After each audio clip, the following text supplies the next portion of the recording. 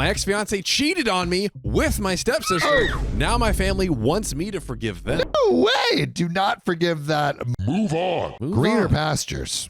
So when I was 23, now 28, I was engaged to Ryan, 32, now 37, and our engagement ended when my stepsister Kelly was 24, now 29, begged me to leave him because they loved each other, but Ryan was too afraid to break up with me because he didn't want to hurt me and my family. Maybe try not sleeping with a stepsister if you don't want to hurt people. Whoa, that is a strong first sentence. By the way, this comes from ThrowRaffNF on the r/OK Storytime subreddit. If you want to send in your own, go to that subreddit, send them in. So when I confronted Ryan about it, he denied it and said that she had been trying to come on to him for some time and he never mentioned it because he didn't want to ruin our relationship. He begged me not to believe her, and so we continued how we were. So OP basically took him at face value. Okay. Kelly grew resentful and made nasty comments about how I was forcing a man who didn't even love me to marry me because I had low self-esteem constantly. Wow. This stepsister sucked. Dude, talk about evil stepsisters. Disney was right. Yup. Yo, cast her right now. A month later, she sent me a video of them having spicy sleep in my bed. Oh! That is what you call unrefutable evidence. Oh! Wow. Oh! And multiple screenshots of him telling her he loved her. Oh! How he wished she was the girl he was marrying and how he hated that I wouldn't let them be together. What do you mean? Just break up. Just break up. Oh, there are better ways to go about this. And just to call it out even more, the shifting the blame on other people, like, oh yeah, OP's the one that's keeping you from me. No. Boy, you have autonomy. OP's just sitting there living her life. You are the one that's making up this insane mental Olympic set that you're doing these quadruple backflips through. Wow. Oh man, those first sentences still got me. Oh, there's way more. I'm locked in, dude. I am locked in. So I was devastated and angry, but my best friend convinced me not to go nuclear on them and instead to quietly move out where Ryan was at work the next week. Smart. Hey. You know what? Self-care over pettiness. There we go. Self-care over pettiness. Do not go. seek revenge. Seek healing. Seek healing. Ooh. Because healing can only happen after you let go of revenge and be like water. Very true. Bruce Lee quote. I think. Samuel Donner. So that's what I did. I contacted my dad and my stepmom and asked them if I could move in temporarily. I removed the money I contributed into our joint account for the wedding expenses and transferred the rest to him before closing out the account. Once I got settled in, I sent all the screenshots she sent to me to all of our relatives and his. And to be clear, Now let me be clear. this isn't the I don't think it's the spicy text video. This isn't the spicy text, spicy videos. This is just, I think, screenshots of him confessing his love to her over text and saying like, "Oh, he's getting in the way" and all that. I don't know. That's a little. I think that's a little trashy. Yeah, the argument for doing that is like, getting ahead of the story. Like you control the story, and so if they start weaving lies about who you are and what you're doing, you can kind of preempt that. Yeah.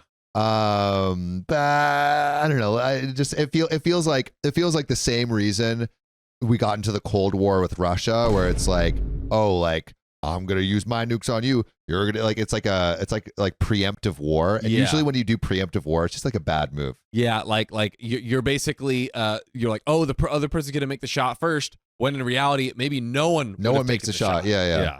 I guess the better one is Hiroshima. It was like preemptive war. But like I don't think that was necessarily a good move. Samuel Donner disagrees with dropping nuclear bombs on innocent civilians. Yeah, hot take. Hot take. So Ryan tried to get back together with me multiple times, but I ended up blocking him when I found out he had proposed to her with the same ring he gave me that I left behind. Recycle, reduce, reuse. I know I used that joke earlier, but I love that joke. Ooh. I mean, wow. what he's going to buy a new ring? I mean, no, but golly, dude. What's wrong with you? Also, what's wrong with the sister for accepting that too? Oh, dude, stepsis and Talk about Ryan, low self-esteem. You know what? They're made for each other. They are made for each other. They're perfect for each other. So honestly, you're doing yourself and them a favor. You're doing everyone a favor. God. So now Kelly is my stepsister from my mom's side. I have another stepsister, 36, and stepbrother, 38, from my mom's second marriage, as well as a half sister, 26. They all went to the wedding. Whenever I to their wedding? Wait. Wait, what? Yeah. Wait. Oh, so yes. So he did. I thought OP was saying, oh, she tried to propose, she like dumped him, and now she was trying to get back with me. But I guess it was he tried to get back with her, didn't work. He's like, all right, screw it. I'll just settle for Kelly, or I'll get with her. Wow. And everyone went to the wedding. Wow. So whenever I tried to express I was hurt by the fact that they were supporting Kelly/Ryan, as though what they did to me meant nothing, they would shrug it off and say that they couldn't cut them out completely because they're family. It's okay. They're family. I got family. Yeah, you don't have to cut someone off. To just don't go to the wedding because you're like, yeah, I don't approve. Who is she mad at for going at the wedding? So basically all of those all of her mom's side of the family essentially went. The mom, her stepkids from her mom's second marriage, like all of those people. And it's like, yeah, to OP, which honestly I understand. It's like you are co-signing the insanity of what they did. And you know what? In another world where Ryan was like, hey, this is the most messed up thing in the world, but low-key fell in love with your stepsister and maybe ended it like more elegantly as you can. Yeah, there's no like truly elegant way, but there is the most elegant way you can. Better way than this. There is a better way, right? If that was the case, that's more gray area, but dude. So you would say that like a question. Yes. If you had a sibling that did this, would you not go to their wedding? So if I had a sibling that stole my partner, not your partner, someone else's partner, but it's their partner, we got to use the scenario at hand, right? So if my sister stole my wife, but I guess I'm trying to think about it through the family's POV. Family's POV. Okay, so yeah. So if I'm, if you're like if your sister did this, which she would never do, yeah. But if she did this, would you still go to the wedding? I think if I understood, what that I assume I'm, I'm somewhat close to this person and have conversations to understand how they feel.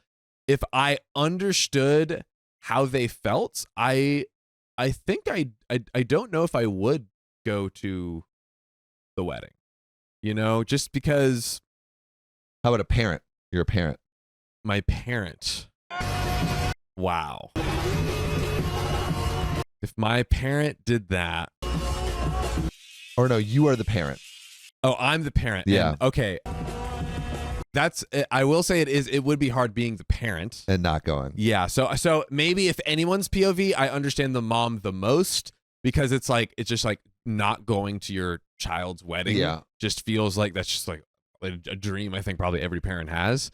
But so like I understand where the mom will be coming from there, but it also sounds like it wasn't addressed to OP. Yeah. Like, hey, I know I'm like going to this wedding, but like, hey, I want to see my sister. I want to see my daughter get married. But I also understand. OP basically is like, oh, I'm like unseen. Like my hurt doesn't matter to you all. Yeah. I guess like if this was my sister, I would be like, hey, I think you started this in like the worst possible way. I don't know if this is a good marriage. I don't want to support it. Yeah. But that's also hard to do that's also hard to, man, it's tough. It's a tough situation. It's a tough situation. Question: if your family member did this, or if you were the parent of someone who did this, would you still go to the wedding? Light up that keyboard. Let us know in the comments and let us know too, chat. So I haven't spent a single holiday with my mom's side since Neither has my older biological brother or sister. I only see my mom and half-sister when I invite them over to my place, as Kelly and Ryan moved in with my mom and my stepdad a year after they got married. Our relationship is very rocky, but I've grown closer to my dad and stepmom and their children, an older stepbrother and 2 younger half-siblings, who have all been very supportive since this all happened, so it's not been all bad. On New Year's Day, my boyfriend, now husband, proposed to me. So we had a small engagement party, which I invited my mom and my half sister to. So not Kelly, the worst of it, but yeah. They never turned up because I was excluding half of our family. Wow, this is the wedding you choose to conscientiously eject from? I never invited my stepdad or step siblings because they were pretty hurtful when it came out that Ryan and Kelly were sleeping together. They claimed it wasn't their fault and that I was the one who got in the way of their true love. Never let your Never let your stepsister stop you from finding your wife. Yeah, husband. They're rom-comming it, dude. They made me out to be some sort of vindictive Disney villain for being angry with them. We were planning to have our wedding ceremony this summer, but in late February, my husband suggested we postpone until next year because he was concerned the vid could get worse and we would have to cancel or reschedule it anyways. So I ended up finding out that I was pregnant a month before our original wedding date. When? So we had a courthouse wedding on that date with the plan to hold the ceremony next year. Only my dad's side of the family were aware of both the pregnancy and the wedding. So my mom likes to knit, so she's been making stuff for the baby. Recently, she's posted about the things she's made on Facebook with the caption talking about how excited she was to have another grandchild soon. Uh-oh. Do we ICU what is about to happen? I mean, you're going to get cut out. You're getting cut out. You don't get grandbaby time if you are Horrible to me. No. if you support the person who stole my partner, the person I love. Yeah, OP's going to put that boundary down so hard. Ooh. I'm very excited for it. And I was tagged in the post. Oh. She said, I'm going to tag you like a chew. I have 0 issues with the post. I never told my family I wasn't going to inform my mom's side. It wasn't that I intentionally hid it from her. She just never really seemed interested in my life/relationship, so I never brought it up. It seems like they're just like in not as heavy contact because she's been stomping on her boundaries. My mom called me an hour later to demand to know if I was pregnant and how she couldn't believe I hadn't told her she was finally going to be a grandmother. She has since invited me and my husband over to her house multiple times. I've declined every single time for the obvious reason, which is that Kelly and Ryan, the people who screwed her over, live there. My stepdad, who I've barely spoken to in 5 years, has reached out to me to tell me how excited he is to meet the baby and my husband, and same with my bio sibling. Nope. Even Kelly reached out to my husband. Congratulations. No. Not again. Oh, Not again. she's like, I got you a little present. Yeah, you have to come over and see it. Oh, God. Emphasis on the over. I was furious. So the next time my mom and stepdad called me, I fully laid into them. I told them I don't want them to keep inviting me over when they knew I would be forced to see Kelly/Ryan if I came over. I told them how hurt and angry I still am over what they did and how my quote-unquote family dismissed my feelings. I told them how they wouldn't throw Kelly and Ryan away, but they were so quick to leave me out to rot whilst I was going through the worst betrayal I'd ever experienced in my life. And I told them I wasn't even sure if I wanted people like them in my child's life. Quick pause there. Chat, Sam, thoughts on all that? I mean, yeah, not only did they like F you over once by going to this wedding of this person that destroyed your life, which I think may be able to be forgiven, but then they doubled down by not going to your wedding. Yeah. Like that doubling down, that's showed you everything that you need to know to put your boundary down and definitely talk to them a whole lot less. Oh, yes. And OP did say like, oh, I laid into them, but I feel like OP just kind of very explicitly laid out, hey, here is why I am so hurt and feel so betrayed and unsupported. Yeah. Yeah, man. You gotta, and at that point, they need to know. Yeah, I think so. Yeah, if they don't know, need to. So, my mom was crying hysterically and kept saying I was being cruel and I couldn't deprive her of her first grandchild. The thing is, my baby isn't her first grandchild. Here we go.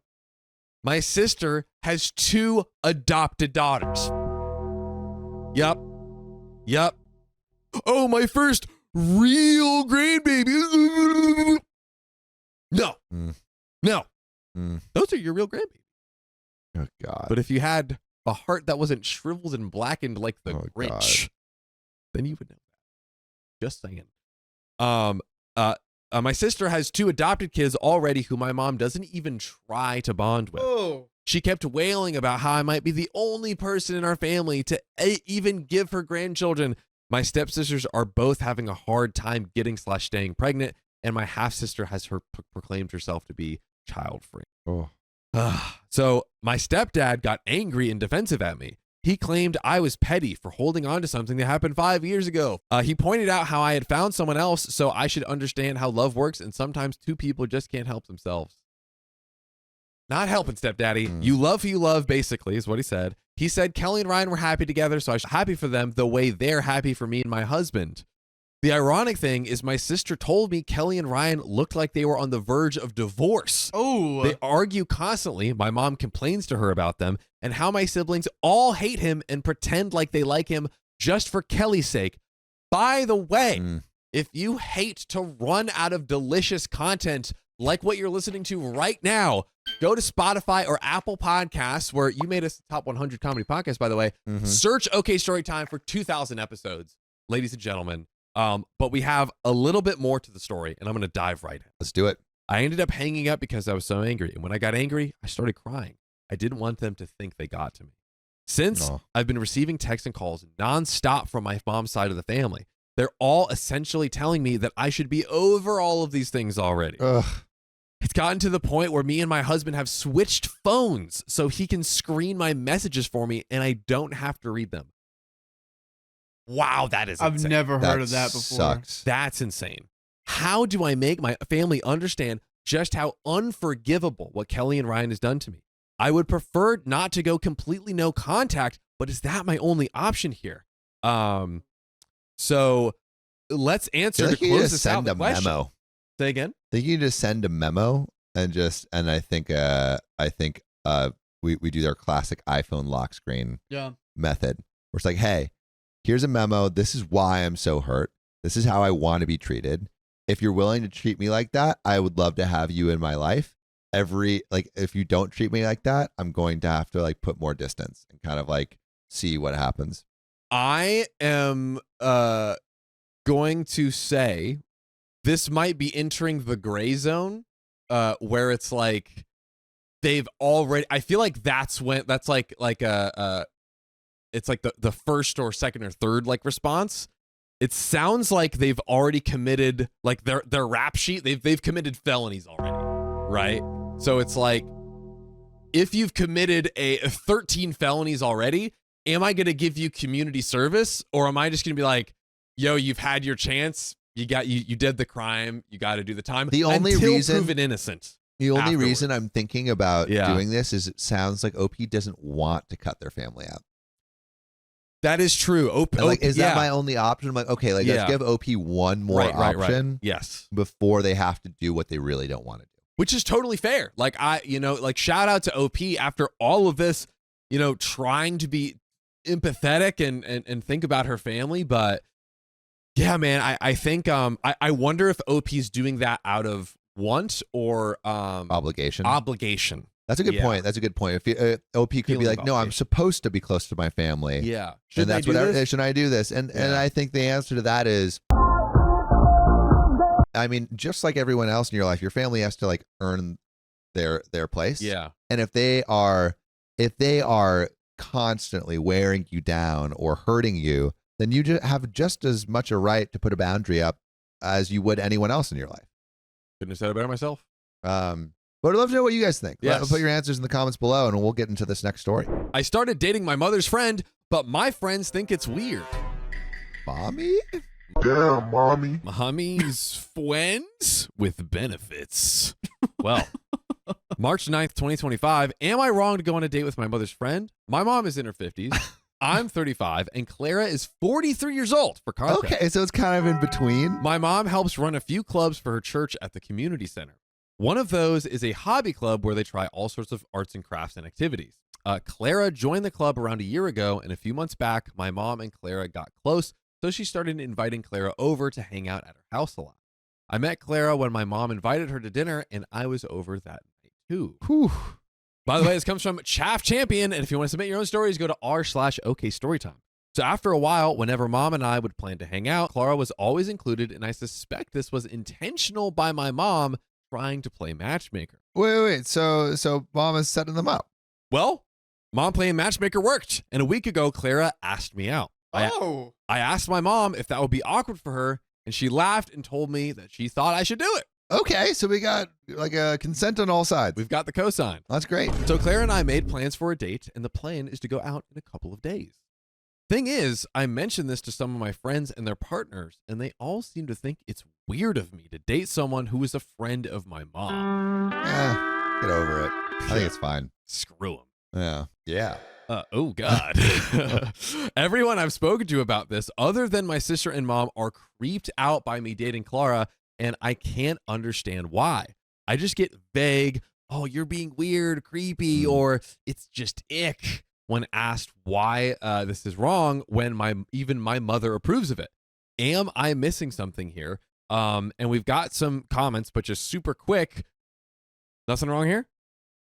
I think it's fine. I think all right, your mom is all right. First of all, it seems like your mom became friends with this person almost to set you up with her. Possibly. It's like, oh, I met this girl at my hobby class. Let me invite my son over and then they can link up. I feel like it was her playing matchmaker from the beginning, and this friendship was part of the matchmaking process. Yeah, and it's what, 8 years?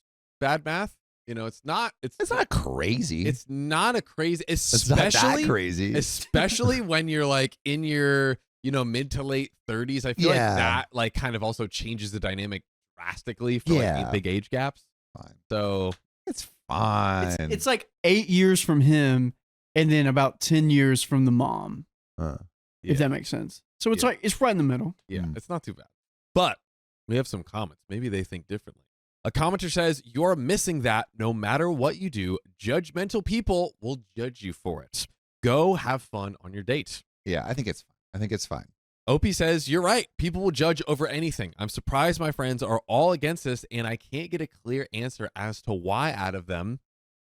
A commenter says, absolutely not wrong. You're two adults. What's weird or wrong about it? Yeah. Parents have been playing matchmaker since time began. It's lovely that your mom introduced you.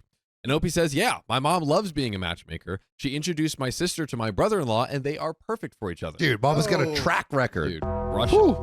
Commenter says, I don't necessarily think it's wrong, but think about this.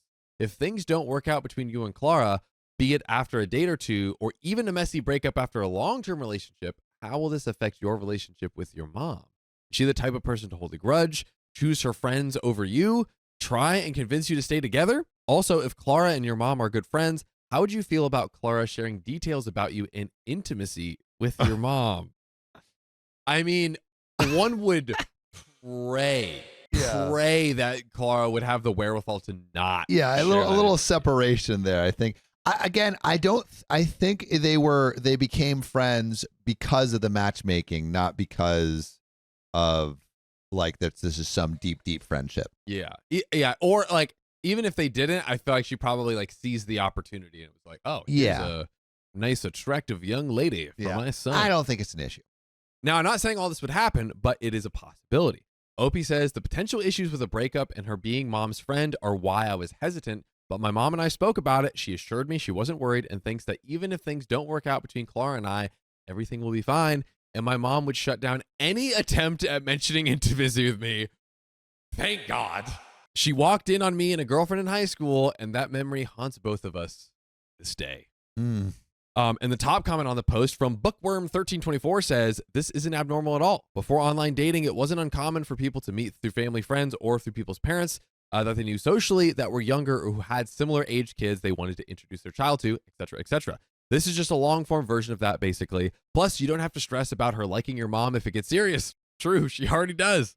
Sounds like a win-win, and we have an update. I think something might go horribly wrong.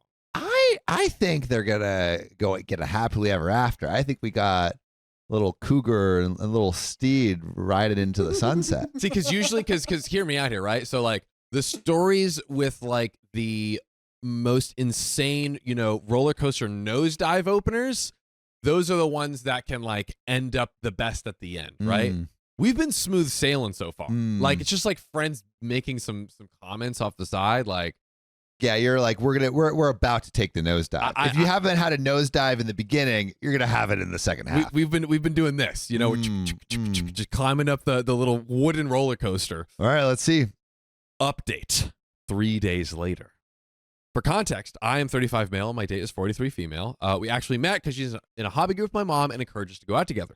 Two of my friends and their girlfriends did not approve when they found out. At first, it was because she was a few years older than me and because she's a friend of my mom's. But after pointing out that our age of 8 years is not a big gap and my mom was supportive, they just started calling it weird and creepy for me to date her. Eventually, after everyone else I asked seemed confused about the problem, like I was, they came clean and admitted that they had been talking to my ex that left me a year ago and she had been missing me. I knew there was something. There was something. Also, why doesn't the ex just say something directly? Yeah. Why are we passing notes like we're in fourth grade? Honestly, I feel like OP needs someone more mature, maybe 8 years older. Yeah. Or maybe, what's 47 minus 27? 20 years older. Wait, did you guys ever do that? You What? ask your friend to ask out a girl for you? Like when I was in 8th grade, maybe. Yeah. Or like, Not ask out, but like. okay, you know what? That's not true. Again, in a hypothetical world, like you can have a homie like wingman.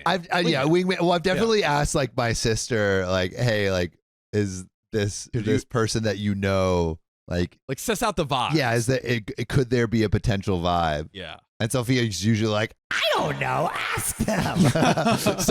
Sophia, gonna get you. Come on, help a brother out. No, literally. to be clear, she's been very helpful. She usually just says, nah. She ain't it. No, I'm kidding. It was great. But so my ex is friends with the two disapproving girlfriends, and they had all been planning to try and get us back together like some kind of trashy romance plot.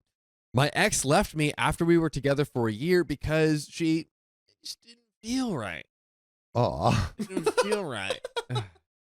It hurt like heck at the time, but I've moved on. I've run into her a few times and been polite, but I have no interest in a relationship or even a friendship with her. She's not part of my life anymore, and I'm keeping it that way. My friends made me feel like I was crazy and weird for wanting to go on a date with a woman I get along with. We've hung out a lot in other settings, just not a date yet. All so they could try and force my ex back into my life. Ex texted me this morning. Whoa. Asking if we could meet up and talk. And I told her that I wasn't interested in anything she'd have to say and that I would like to keep my distance from her. Is that a fair response? I think you could. I think there's like maybe a nicer way of saying that. But I think it's somewhat fair. Yeah, I think like could have had I think nicer it's phrasing, but I feel like the general gist of it is like, hey, you hurt me, and like, basically, I think like if I was to think of the most empathetic thing to say, it would be like, hey, appreciate you reaching out, but I just don't feel ready for you to be back in my life right now. I'll reach out if that ever changes. Yeah, That's nice. yeah. But you kind of know what her game is, because she may have like got her little goons together and said, hey, so here's the game plan to get him back in my life. Yeah, which is weird. It's So- also, are your goons? I think like I feel like those friends are those friends your friends? That's You the know? question. Are we gonna end up completely imploding OP's The whole entire friend group. circle? Oh, Because like it came from these two girlfriends. What it was sounding like was it kind of was like coalescing into a pressure from like all of the friend group, even if it wasn't like explicit. I don't know. Yeah, no, it did. You're It did. poisoning the well. Yeah, the friend group is like acting on behalf of the ex to maybe do things that are not in the best interest of OP. Yeah. So yeah, who are you really friends with? Very weird. Very weird. Maybe get some new friends. Weird. At your mom's hobby club. Ooh. Oh, God. I'm also putting some distance between my two friends who are playing along with the girlfriend's stupid game. On the plus side, I'm really looking forward to our date tonight. Dinner, drinks, and a walk through town to enjoy the nice weather that we're getting. And some of OP's other comments, the top commenter says, trying to manipulate you into canceling a date because they care more about the feelings of the girl that dumped you doesn't really sound like something real friends would do. They aren't my closest friends, so I'm strongly considering just moving on from them completely. Commenter says, nothing says cheat on me more than taking back an ex. Oh, God. OP says she wasn't a cheater. It just wasn't working out. And we have another update that night. So this is literally, first one was 3 days later. Now it's literally the night of the same day. Okay. I want to throw out the conspiracy theory. X is not taking no for an answer. And it's gonna go crash the date. Pulls up, crashes the date. Crashes the date. Gets the intel from her goons, from her two little girlfriends. Pulls up on the date and is like, why are you with my man? And then she's like, wait, what's going on? And then she just like confuses her. She's like, yeah, we've been dating. Like, look at all these pictures. Look, I mean, look. I feel like that is a worthy conspiracy theory. Yeah. My conspiracy theory on the other side is the date's gonna go super well. Ooh. And he's gonna fall in love. And then the cougar and the young buck are gonna ride into the sunset. Or burn in a fire. One of those is gonna happen. But You choose. I do, Devil or angel. I do think set boundary with X, and I think OP kind of already did that, but maybe not in like the most empathetic way. And then I think also set boundaries with friends. Yes. I don't know if I would completely cut off, but it would make me want to hang out with them less. So I think again, like a tiered boundary is like, hey, like I don't like that you were doing this. If we're gonna be friends, you can't try to manipulate me. But also in saying that, I would probably just distance myself more, especially if they're not like super close friends. I'm gonna pull a you on me. You have two women who are you're kind of friends with, but are not in the inner circle, right? So you see them at the parties and the get-togethers and everything. And they were trying to get me back with my ex. And they were trying to manipulate you into getting back together with your ex. Would you, gracefully, essentially if back they were out of that? So I think what I would do is like, hey, like I don't want you I'm not trying to get back together with my ex. I don't want you to do that. Yeah. And I feel like it feels like you value our friendship less by trying to do that. You're totally invited to our potlucks or whatever, but I think I'm going to need a little space. And that's communication, ladies and gentlemen. I think that's what I would do. Well, we have the fated night, the date night, update number 2. So I just got home. I did not expect this much support. Figured I'd let anyone finding this late checking back in now. The date went very well. Haven't had a first date go that well, I think, ever, to be honest. Second date has already been planned. I'll be cooking dinner and we'll be watching a few terrible movies that we both share a love for. As for my crappy ex-friends, I've already told them we're done being friends. Yeah, I understand that. Luckily, they are part of a separate social circle from my main group of friends, so it's a very easy breakup process from there. X did try calling me. I went ahead and blocked her everywhere I could think of, not letting those idiots ruin an otherwise amazing night. Thanks again for everyone's supportive words. I know I made the right call, but it's nice to be validated, We have another update. 4 days later. Wow, this got a lot more tension than it deserved. Came back to hundreds of messages and people wanting to know about date number 2. It went just as well as the first, I'd say. I made chicken parm and she got my favorite cider to drink. We watched Velociraptor because that movie is truly art at its finest. She's an incredible woman, and now we're official, so I get to brag about my awesome girlfriend to anyone who will listen to me. She's confident, smart, funny, gorgeous, and she knows what she wants. She's very straightforward, which I appreciate.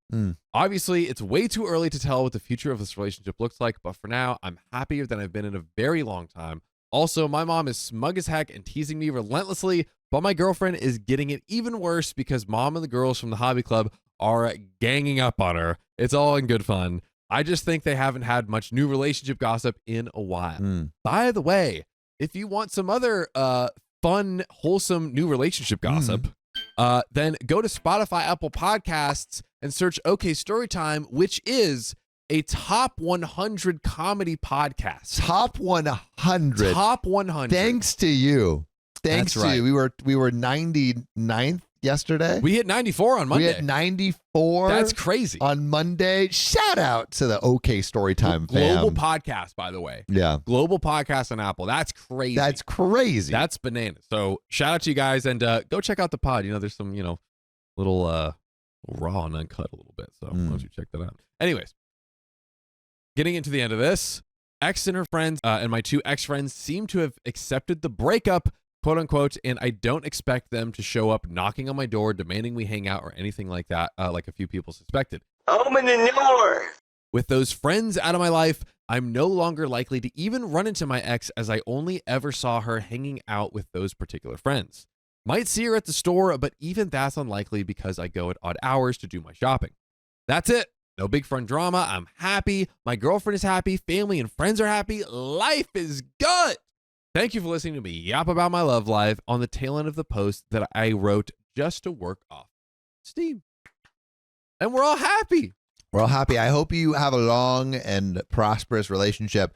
Does our boy on Reddit, is there any updates to this? Is he No, still in a relationship? That was everything. My partner of 7 years accused me of cheating. Turns out she has her own dirty, dark secret. I want to leave her. Am I the a-hole? Well, it depends what the secret is. Ooh, is the secret that... She loves you. I mean, hopefully that's not a secret. He's like, hey, babe, I love you. Shh. I was blindsided and was confused. She gave it a week and asks again to tell the truth about me cheating? I said no again. Wow, we're really being thrown into the deep end right here. Dude, this It's is just the like movie that starts in the instantly, middle, right? She then brought up a message from 7 years ago, a couple of months after we started dating, that she found. It was literally like the most generic bot scam dating site message. So she's just going through his phone, finding like, hi, From babies. 7 years ago. Hi, baby. You down for sexy time with hot singles in your area? To be fair, it had my details on it, but I literally couldn't remember anything. I just said it was 7 years ago. I haven't cheated, and it literally looks like some generic scam email. She said, okay, and left it. This bothered me a bit, and I thought it was really weird that she went through my emails of 7 years ago to find me cheating. Yeah. I remember seeing on Reddit that a lot of people accuse others of cheating because of guilt and other things. So I decided that I would go through her phone the next time she leaves it to check. Oh, the start of a healthy relationship. A snoop for a snoop? A snoop for a snoop. Is this where we stoop? Oh, wow. Poet. I guess so. She left her phone on its own one morning a few weeks later, and I decided to snoop quickly. And yes, lo and behold, She's cheating. she was cheating. Oh, dang, my guy. Brr, brr, brr, brr. You don't Every like to see it. time. You don't like to see it. We don't like to see it. She had about 30 guys No. on a message 30? app who she had been talking to. 30? 30, bro. Riz Queen. Oh my, I 30 mean, is a lot. at that point, it's just like bulk mail. Like, That's it's just crazy. impressive, though. Yeah, impressive. 30 people. That's, hey, put some respect on that name. Apparently. And then take it away because of the situation. But Yeah, exactly. Oh my God. Videos of her playing with herself and doing some effing disgusting stuff that they had saved. Dang. I grabbed my effing phone and took so many effing videos and pictures for evidence. and then furiously masturbated, then went back to getting it. Yeah. Spank bank filled. And on special days like ours and others' anniversaries and birthdays. She's sending that on those days too? Dude. Loads of guys are saying that they love her and how they love spending time with her. Oh. I had been letting her go out late at night till like 2 a.m. on some days, thinking that she's with friends and it's okay and stuff like that. Oh. My guy is too trusting. But nope, she's out adding, effing, and messaging random guys, her big old boobies, and whatever stuff that's not saved on there. Yikes. I don't have any pictures of her physically cheating, but messages that imply that they have. 7 years. 7 years. 7 years. I wonder if she has other the relationships are like There's longer other like that. other long-term relationships that they think, oh, like she's the only one. I am so effing pissed. She's out right now. Oh, man.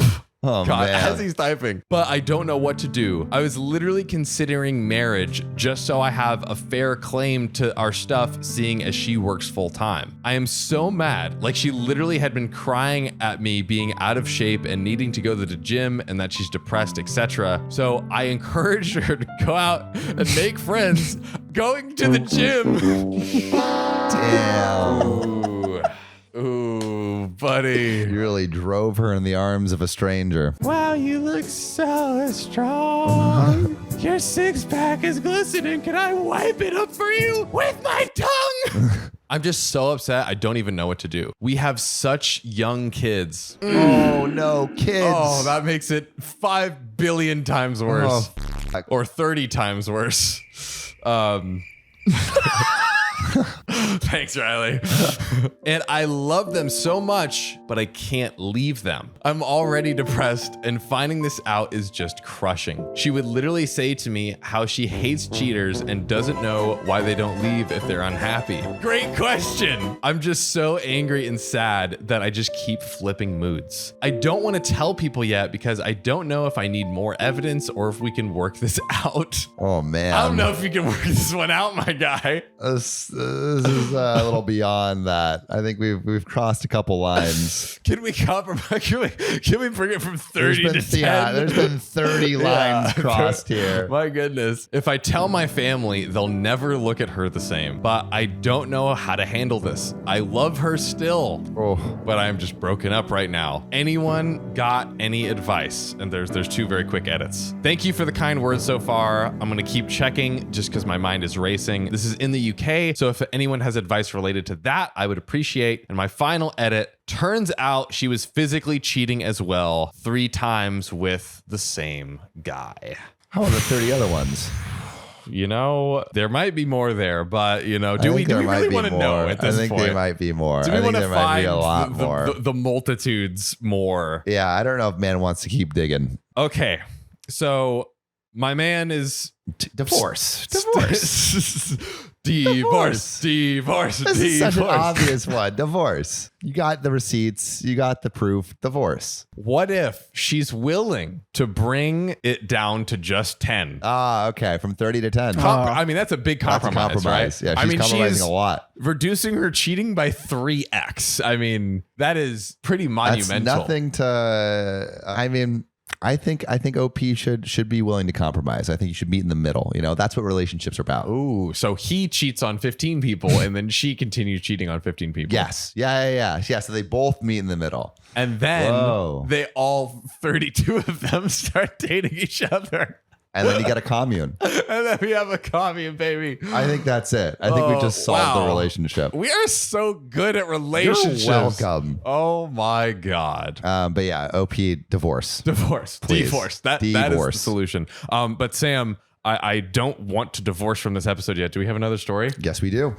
My ex cheated on me with his new girlfriend, and now I'm flirting with him to make her jealous. My husband thinks I was rude to his friends over the weekend, but I just felt like I was being honest, and they were being inappropriate. My husband and I have been married for 13 years now. We're both in our early 40s and have 2 wonderful preteen kids. We were college sweethearts, and he's the only person I have been with. We have a lovely life. By the way, this comes from user aswing123231 on the r/OKStorytime subreddit. Last week, one of my husband's childhood friends, John, and his wife, Leah, visited us along with their kids. I've known them for a long time, and they visit us every summer. And we take vacations together. What if I want to have that when I'm older? Yeah. A family I can go on vacations with. Better get started.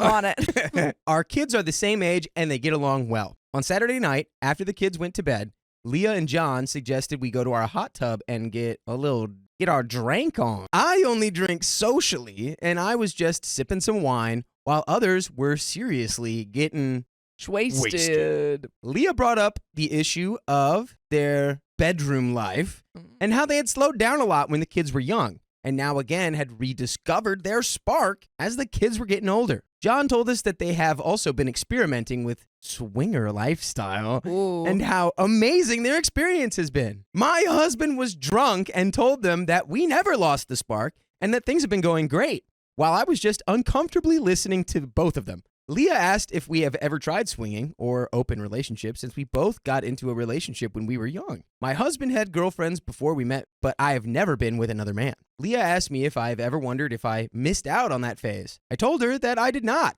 since it was like winning a lottery with my husband, and it would be foolish to regret not buying the wrong tickets. Wow. John asked my husband if he has ever thought about swinging or being with someone else. John was telling him about how the experience is amazing and it just adds spice to a marriage. My husband was being polite and listening to it intently and asking him questions about how they got into it, how they meet other couples, jealousy issues, and etc. Leah finally asked me if I would consider something like swinging, and it just made me very uncomfortable. I wanted to shut down the discussion and told her that I could never imagine another man touching me in that way, and probably would leave my husband if he ever thinks of doing the same thing. She asked me why, and I told her that another man touching me would feel like cheating to me even if my husband was okay with it, and his love is enough for me that I don't need to seek attention from other men. Was I being rude to Leah regarding their swinger lifestyle? I feel everyone should mind their own dang business, but I was triggered by John essentially telling my husband to think about sleeping with other women, and Leah implying that I should somehow be less satisfied because I didn't sleep around with a lot of other guys. Moreover, I also felt my husband should have shut off the subject immediately instead of asking for more information and stories from John. Oh, wow. And then we have an update. Yikes. So, I think where do you see us at right now? It seems like John, the husband is not as against it as OP is. Yeah. Husband's had a few drinky poos. Yeah, I think. And it's dangerous. You shouldn't drink and go in the hot tub. Don't. It's dangerous. I mean, how does that organically happen? Like, I think you have to have that third party sort of bring you into the fold. I guess. But they're like, have you ever heard of this thing called swinging? I can't believe so many of you could see what I completely overlooked. After the kids went to sleep, I spoke with my husband, Mike. I told him that the situation from the weekend was still bothering me and I wanted to discuss it. I asked him why he didn't feel angry at Leah for implying that I should feel bad for not sleeping with more men and why that thought didn't repulse him. He responded that just because we don't agree with someone's lifestyle choices doesn't mean we should look down on their action. He said that while I was right to shut her down, equating it to cheating or attention seeking isn't fair to them. He added that I don't know the circumstances that led them to start swinging in the first place, and we shouldn't judge them. I pushed further, and he told me that Leah and John weren't doing well last year, and that John felt Leah was distancing herself. Leah brought up the idea of an open relationship with John, which he initially disagreed with. However, they decided that splitting up wouldn't be good for them financially and would be worse for the kids. John then proposed the idea of swinging so that they could go out together and avoid doing anything behind each other's backs. According to Mike, they both seem to have reconnected since then, and John said Leah has been happier and more present in their relationship. Mike also mentioned that Leah was just curious about me because I've never even kissed another man. Well, mind your own dang business, Leah.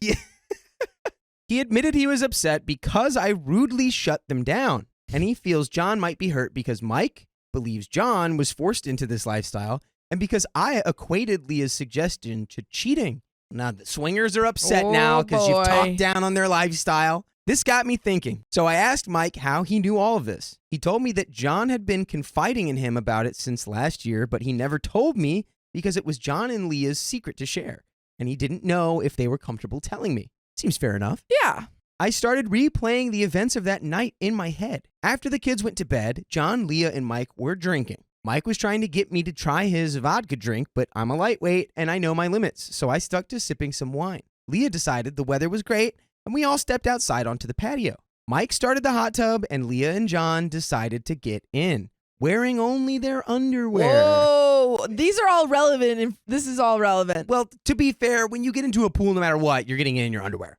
Yeah, but Let's be honest. It sounds just a little bit more seduction-y than previously thought. Non-pool sanctioned underwear. We've got hot tub drinking, and we've got the fact that Mike knew they were swingers. Yeah. And now it seems like a little bit of a collusion, a little coup d'etat, if you will. Yeah. Although I do agree that it was not his secret to tell. Yeah.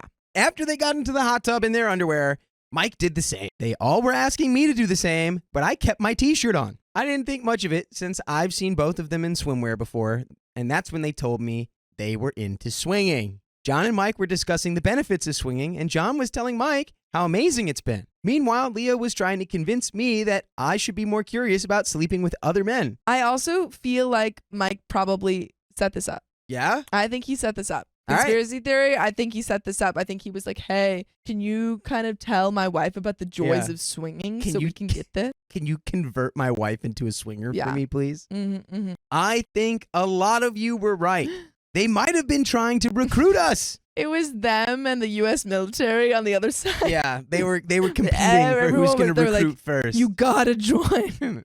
Babe, we're either swingers or we're in the military. You got to choose one gotta right choose now. one. What makes this worse is that my husband knew about them and still tried to get me drunk and ask me to undress before getting into the tub. I asked him if he thought they were trying to get us to swing with them. He smiled and said no, but I can easily tell when my husband isn't being truthful, so I kept digging. He then admitted that Leah had asked him about it when they were planning the trip, and he laughed it off because he thought it was a joke. At this point, I was beyond pissed. Leah openly asked my husband about sleeping with him, and he never told me about it.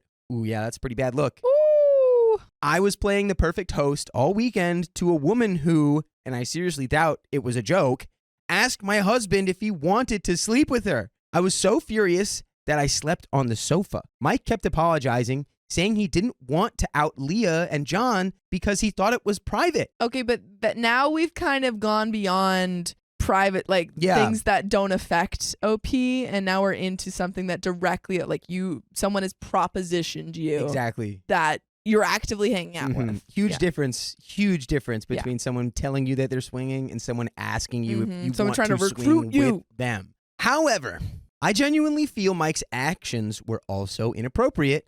He tried to get me undressed and drunk in front of these people. I don't know what to do. I think it's safe to say that I'm never going to be around Leah and John again. However, I feel more hurt by Mike and his actions and am unsure of what I'll do next. What do you think that she ends up leaving? I think so. This is a pretty big betrayal of trust. If he knew that they were going to talk about that and he knew that Leah propositioned him, I think those are all pretty bad. I don't know if it's going to end with leaving. Maybe like Cutting off. counseling or therapy. I think they could because go this to was- counseling because this was the only thing. Exactly. But I think they would have to cut off Leah and Mike. Thanks for all your messages. I know many of you have been waiting for an update, and I wasn't sure if I wanted to post this. A lot has happened over the past few weeks, and I genuinely need advice on what to do next. After the last post, someone advised me to call John and ask him directly about what was going on. I decided to do that as I was curious if he knew about Leah's, apparently joking, suggestion to my husband while planning the trip. I called John in the evening when I knew he'd be driving home. He was surprised to hear from me, but I asked him outright about what happened that night, and he told me that he considers me like a sister and would never think of doing such a thing. Wait, Okay. John said that? John said that. But they were in the hot tub and they were asking. Who knows? John assured me I was overreacting and that they were just having fun.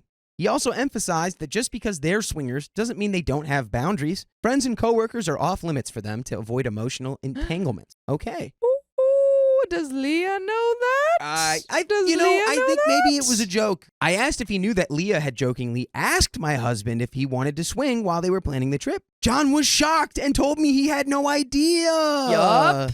Leah's the Whoa. problem here. Leah is the Leah, bad Leah, apple. Leah. He said it was extremely inappropriate for her to do that and was also upset that my husband didn't tell him about it. John said he would talk to Leah about it that night. I didn't hear from John for a few days, but when I told my husband about the call, he was furious. He said it wasn't my place to tell John about Leah's joke, as it could cause misunderstandings. I apologized to Mike, explaining that I suspected John and Leah might be trying to get us to swing, and I felt like I needed to ask John directly. I also mentioned that I was relieved to hear John reassure me that he would never think of me that way. However, my husband seemed nervous over the next few days.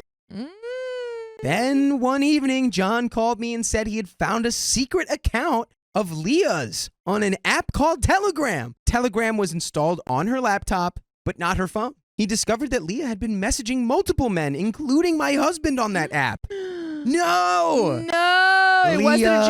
joke. It wasn't a joke. Leah wasn't joking. Leah. How are you going to cheat when you're swinging? She Why found a way. Why? She's an overachiever. Oh or should my I say God. an overacheater? Oh! I'm on fire today. He's on fire today. Oh, yeah. We hire him officially, and he just gives it. He brings it. Every day. John said he planned to confront Leah that night and wanted to give me a heads up. He also emailed me the chat logs between Leah and my husband, which Shout out spanned John. more than a year. No. Whoa. I had no idea Mike had been talking to her for so long. The messages began after a trip we took last spring. Leah had been discussing her plans to open her marriage with Mike, asking for his opinion, and sharing how she felt when John finally agreed. Mike mostly just listened and didn't encourage her or offer advice. After they started swinging, Leah sent some selfies, which were deleted, and Mike asked her where they were going and what they were doing. She would share details about their encounters with other couples, and Mike would respond with a few words here and there. At one point, Leah sent Mike a deleted video, presumably of her and John with another couple, and Mike told her not to send pictures or videos anymore because it made him uncomfortable. Okay. However, Leah occasionally messaged him about their encounters, and Mike would respond briefly. When we were planning the trip, Leah asked Mike if we'd be interested in swinging in one of their conversations. Mike told her that I would never be interested and that he couldn't bear to see me with another man. Leah made fun of us, saying she bet I fantasized about other men since I'd only been with him. Oh my God. Wow, projecting Leah much? sucks. It's just weird that Mike seemingly is pushing back against Leah, but is also messaging her on this super encrypted site. Clearly, there should be some better communication between Mike and OP. So the whole conversation was Leah trying to convince Mike that I would be open to swinging if given the chance. Although these messages were highly inappropriate, one silver lining was that Mike never said anything inappropriate in return. Okay. He never expressed interest in sleeping with other women. As I was reading the messages, Mike walked into the room and started apologizing. John had also called him, and they had a big argument, ending with John dropping the bombshell that he'd sent all of the messages to me. Mike told me he had no explanation for his actions and that I had every right to be angry. I kept asking him why he would do this and how I could ever trust him again. Mike explained that during our trip last spring, John, Leah, and Mike were drinking late one night while I went to bed early with the kids. After John went to bed, Leah and Mike were chatting. Leah confided that although John was a perfect husband, she felt something was missing in her life. They were both drunk and talked about what it would be like to open up their marriages. A few days later, Leah messaged Mike privately, asking him to join Telegram so they could talk more discreetly. She wanted his opinion on how to approach John about opening their marriage and asked for his help in case John overreacted. Mike assured me that he never intended to cheat on me, but was fascinated by Leah and John's new lifestyle and was curious. Leah would share details about their experiences, and Mike found it intriguing. He said he never crossed the line, and when Leah tried to send videos, he shut it down. He also admitted that he knew Leah was trying to test me in the bathtub, and was curious about my reaction, as he suspected I might feel the same as Leah, but was repressing it. He was relieved to find out that I wasn't like Leah. He apologized again and begged me not to think of him as a cheater. He knows he crossed many boundaries I would never agree to, but he insists he'd never thought about cheating on me. He also pleaded with me to consider our kid. But I want you to consider joining us live every weekday on YouTube at 3 p.m. PST. Just tap our profile. The fact that she was sending videos and pictures, regardless of him being receptive or not, the fact that she sent those, but he didn't tell OP about them, and that's messed up. I think as soon as the videos and the pictures Yeah. started, he's like, no, stop it. Don't do that. He should have come forward and said that way earlier. Especially when Before you're he was hanging just, out like, with pressed. these people. I think they can get through this with counseling, but I still think he's like super in the wrong. I've been struggling with this for the past week, and I could really use some advice. I think I might be able to forgive Mike for what he did, as he seems genuinely curious, and he did shut down Leah whenever she tried to cross the line. However, it still feels like a huge betrayal, and I'm not sure if I can ever trust him again. I want my kids to have a stable home, and I don't want to make any hasty decisions while I'm emotional. Has anyone been in a similar situation, and how did you recover from it? And that is the end of that story. Well, I certainly haven't been in a similar situation, No. but I think I agree. You want the home to stay sturdy for the kids. yeah. I You don't gotta think counsel. I think now if he was sending videos back and he was like secretly, texting this woman about how he was fantasizing about being in a swingers dynamic with them, that's a different story. But it's still a breach of trust, but I do think it's 100% recoverable. If OP goes to counseling, there is a chance that they could get back, trust and stuff. But I think I would also understand if she went to counseling and was like, I still can't trust you. I anonymously exposed my brother-in-law's cheating to his girlfriend, but I may have ruined my fiance's family. Hi, my brother-in-law, 33, is cheating on his girlfriend of 31 of 9 years with a 20-year-old girl for over half a year now. He is behaving unbelievably horribly to her, and I can't keep it in any longer for myself. I want to tell the girlfriend because she is in agony for weeks now, asking him daily in tears if he has another woman, and he insists on not telling her because he has no job or own money for years, and he doesn't want to lose this. By the way, this comes from our proposal 6774 on the OK Storytime subreddit. His girlfriend is working like crazy for both of them. She needs to know to kick him out and end her suffering, and although he would live on my couch for the next months, I'm afraid of writing to her because I don't want my boyfriend to lose his brother because he's the only family he has. My boyfriend, our wedding is in 3 weeks. That's why I call him brother-in-law. Is disgusted by his brother, and it's getting worse. We never lied to his girlfriend, but he always wrote him something like, hey, if she calls you and asks where I am, please tell her I'm with you. And there is an update, which I'm just going to go into because that was kind of short. Let's go. We told her over an anonymous Instagram account. We wrote the messages together, and she had a few questions. We needed to do this anonymously because his brother has no other family except my boyfriend, and he would be homeless if she hopefully kicks him out. Although we think he's staying with the other girl for now, she's 21 and a student. He will sooner or later need our help to find a job and a place to live. Hi, everyone. I realized I have to clarify some things. I made the first post very quick out of my emotions. So my boyfriend is actually my fiance.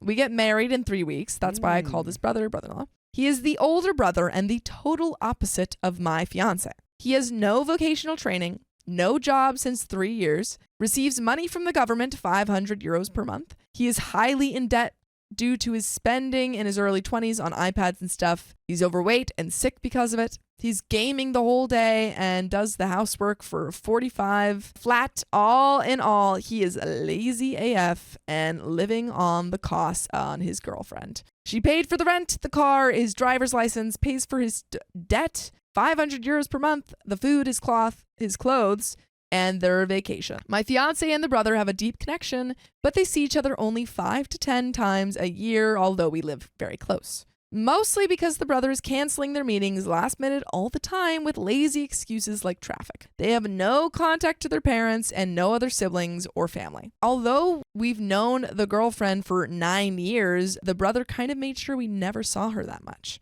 We had an opportunity to get to know her. We invited them several times over the years, but he always refused. He told my fiance early this year about a young girl he met in his hobby basketball team. He is the coach. He told me that they're chatting until the whole night, until early in the morning, sending selfies, and he's driving a long detour to pick her up for training.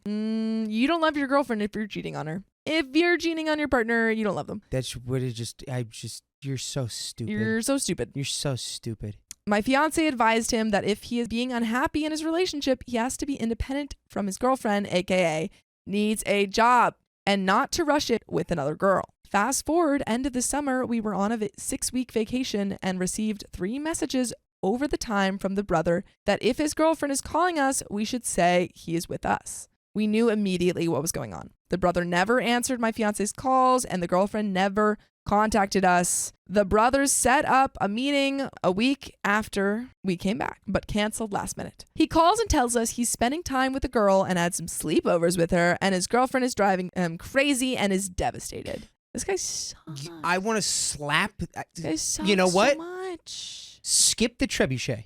Skip it. I'm going to smack this dude so hard hard in the mouth with an open hand so it's legal that he's just going to be flung into the Oort cloud. This guy is the worst. Hold on, you can smack someone legally if it's open hand? Actually, I think I'm thinking of that in the context of children. What? Yeah, What? it's like you can't, if you like are reprimanding like a kid, like you can like spank them or something, but like if you can't close up the hand because then that's legally Listen, you distract me with the beating your suit, but children. it's not working on me anymore. What I'm saying is this guy is making my blood hot, and I would like him to not be on the And same he's gone. planet as He's me. gone. Yeah. My fiance wrote him some text saying he has to be fair with his girlfriend and needs to stop cheating or break up. He immediately tells the same lies. He's with friends on a basketball game in another city. TBH, he's not very intelligent and makes mistakes in his lies, like there's no game in that city on this day. And the next day, my fiance has to meet and he says he's in our city. What? The weekend after he calls and says he woke up and his girlfriend wants to have a talk with him, they're now taking a break to think about their relationship. Think about never What do never you mean doing it taking again. a break? Leave Break him! up! For Break God's up! sakes! You have all the money. There's no value there. He's a Somebody- low value man. Invited him to stay with us, but he wanted to make a nice weekend with the younger girl, saying he's out of prison now. Having a talk on Thursday with his girlfriend, he finally had time to meet with the fiance. To make things short, he admits to being in love with her and spending every weekend and at hers over the last 2 months, which I think he means being in love with the 20-year-old. That his girlfriend is suspicious, but he loaded a crap of reasons on her why it's her fault that the relationship sucks. Not admitting he has another woman, although she asks him several times, and it's not their fault their relationship sucks. Not admitting he has another woman, although she asks him several times. My fiance said the same. Break up with her when you're cheating. Brother says he wanted to wait how things go with the new girl. Like WTF, this lazy liar doesn't want to work. What happened after my first post? The next day, I made the post and insisted that we have to tell girlfriend. Fiance has the same opinion, and we discussed the best way. Kind of want to protect his brother from knowing about us telling her because he is the only family that his brother has left. So I made an Insta story, which I never do, as a vacation throwback, including the dates we were not in town. Oh, made an Insta story of a vacation throwback. The girlfriend saw it. We made a fake IG pretending to be a friend of the young girl and tell her that her boyfriend is cheating. The girlfriend immediately calls brother and tells him about the Insta message. He admits everything to her and refused to come home and talk. Brother calls my fiance immediately after the calls of the girlfriend and tells us he wants to have a nice breakfast with younger girl, then go home and see how it goes. The girlfriend texts fiance angry about not telling her that her boyfriend and his brother are cheating and lying. We call girlfriend and apologize for the last days that we were aware and explain that we wanted him to be honest with her himself. So the girlfriend just called them all and was like, why didn't you tell me that he's been cheating on me? Yeah, I'd be the same way. I would be upset. Yeah. I'd be like, "Are you got like You what? knew for a while? What? Yeah, I'd be pretty upset. She told us everything of his stupid lies the last months, including the story that I cheated on my fiance and he was staying with his brother all the time because of how devastated he was. And a lot more lies about my fiance and me that explain why he is not home. But you can always be home with us if you join us live every weekday at 3 p.m. PST on YouTube. Just tap our profile. Yep, just do that. Kimberly Fine says he can pick a new family. Dude will commute for a side piece, but hits a red light en route to spend time with his family and says, nah. The thing is, you don't owe your brother anything, and I know that they want to pull like the angel move and help him out, but he has not shown that he cares about you guys at all. And you're not destroying this little family brotherly bond that they have if you don't help him more than you already have. You are not destroying anything. Nothing. The person destroying all of this stuff Is him. is the brother. Yep. It is not you. Nope. It is the brother. Yep. I don't know why this is summoning a particularly strong rage within me. No, it's so frustrating. Because I think it kind of reminds me of me in a way when I was younger. Like, I was very, like, I took so much stuff for granted, like, in my late teens, early 20s. Like, especially in regards to, like, the people around me and, like, their quality. Mm-hmm. Like, I was sort of a thoughtless, careless person. Mm. And it took like effort to not be that person. And to hear this guy be kind of that way and then be like, it's also entirely her fault that our relationship not sucks. even recognizing And I'm any actively of this, cheating on her and like and she's being paying like, for everything. I just want a nice breakfast with my side piece that I'm cheating on my girlfriend with, like, before I have this conversation. It's like, You're I horrible. feel like this guy is black hole. I want this guy to turn into spaghetti Yeah. and no longer exist. I think he has to go. Yeah, he doesn't even get to exist in the orc cloud. You must go I Yes. think- now. I cast You have to leave black here. hole. That's the sound. I really I've hate summoned him. Pot I of really hate Greed. him. I really, Nice. really hate him. But there's a little bit more to this story. Next day, brother had to take his stuff out of girlfriend's place and wanted to go back to younger girl, saying to ex-girlfriend, he's living with brother now. So even in the breakup, he's still lying. Yeah, this he's a liar. Liar, He's a pants on fire. manipulator. He's a coward. Yep. And he's thoughtless. And he's useless. And he deserves nothing but to no longer exist. We're still in contact with ex-girlfriend. Brother doesn't know we told each other everything. My fiance is very angry with his brother and sent him a text about how stupid he is and that he's not willing to help him due to his lies. Brother's angry with fiance and tells him it's his fault because he pushed him to break up. Yeah, dude. Everything is Sure. Nothing is this guy's fault. Yeah, it's your fault. They got it. They got you. Man. They figured it out. Man, that's the end of that story. Yeah, and what's Oh, gee. oh. Oh man. Yeah, This and you guy know what? freaking sucks. I'm trying to think of any like a good example. It's like, oh, let's talk about Chernobyl. Yeah, the Chernobyl nuclear disaster is not actually any of the people's whose fault it really is. It's the guy who invented nuclear technology. It's his fault. It's his fault. He should have never invented nuclear technology because if you didn't do that, then we wouldn't. I guess it's John Robert Oppenheimer's fault. I was about to say, are we just talking about Oppenheimer now? For unlocking the secret of nuclear science. Yeah, honestly, It's John Oppenheimer it did pretty Chernobyl. pretty bad move on his part, though. Yeah, well, I Pretty mean, bad move on Oppenheimer's part. Shouldn't have done it, Oppie. technically, yeah. Well, Eh. I think I'll have to watch the movie again before I let my opinion out on that. Well, obviously, it was Um, more the people who used its fault, but I found a contraceptive wrapper in my wife's car. Is she cheating on me? Oh my goodness. Oh my Maybe word. she's just testing them before she puts them on you. She really just wants to make sure that it contras that septive. Yeah. Yeah. Contras your septum. Boo this Anyway. man. Boo this man. We've been together for about 10 years and married for 6. We have no kids now, but we were planning to start trying pretty much immediately. Let's We're go. both very active, going to the gym, eating healthy, and are both in relatively great shape. What does relatively great shape mean? My wife is gorgeous with a phenomenal body, but I would probably consider myself maybe a 5 or 6 out of 10 on the attractiveness scale. I realize that. Dude, man's punching up. He's- Shout yeah, out him. Punching uppers. Maybe he's punching down on himself, but yeah. by the exactly. way, this comes from user ThrowRA12010 on the r/OK Storytime subreddit. So, we have always had a really strong relationship. We started as great friends and realized we were just right for each other, and that developed into true romantic love and devotion. The spicy sleep was always fantastic. There were never any issues there with quality or frequency. Amazing. Wow. I was washing my wife's car, as I do pretty often. In the course of cleaning the interior, I found an open, empty, little A spicy sleep wrapper. spicy wrapper. Spicy Little wrapper. spicy, a little empty spicy wrapper under her passenger seat. And we do not use the spicy wrappers since we had always been on birth control. Mm. I'm driving myself insane with all the stories and scenarios running through my brain. She spends a lot of time at the gym working with weights and doing her cardio, like 3 hours, 4 days a week. So there are frequent times when we are apart. It's a lot of time to be spending at the gym. Or maybe you're spending time with Jim. Yeah, and he's not cleaning up after his...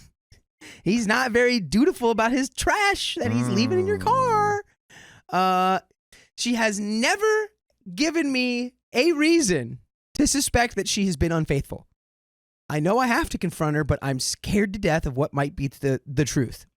She is my world, and I can't imagine starting a family with anyone else. I'm afraid I'm going to break. Yeah, I bet they were also afraid it was going to break, too. Edit.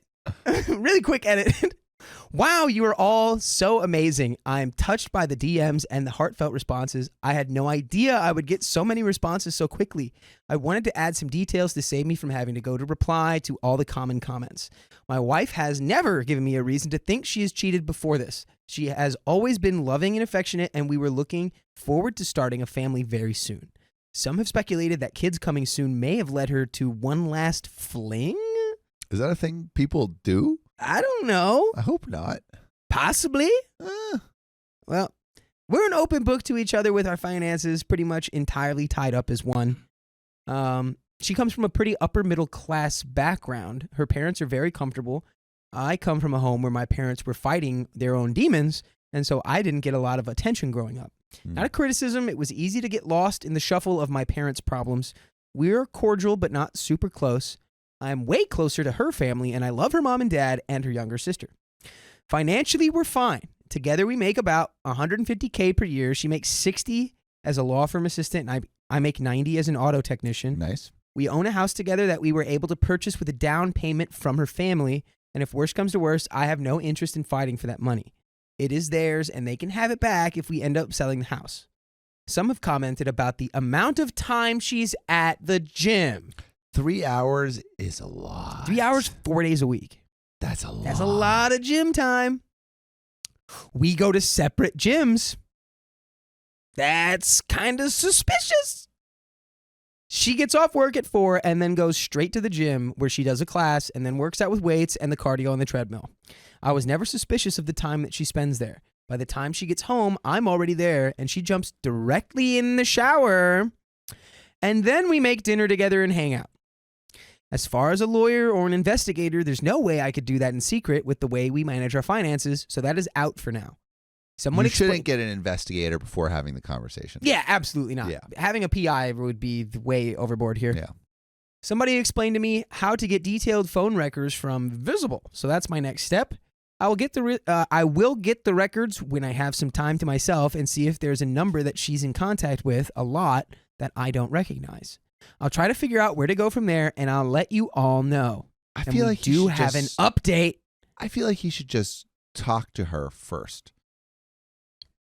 Do you think would it be abrasive to bring up like, hey, I just want to talk, make sure you're not cheating on me? Well, it's just like, hey, I found a condom wrapper in I found a spicy sleep wrapper. We can say that, right? I don't know. Say that. I found a rubber. We say I found some sheepskin. I found it intestine? I found a spicy sleep wrapper in your car.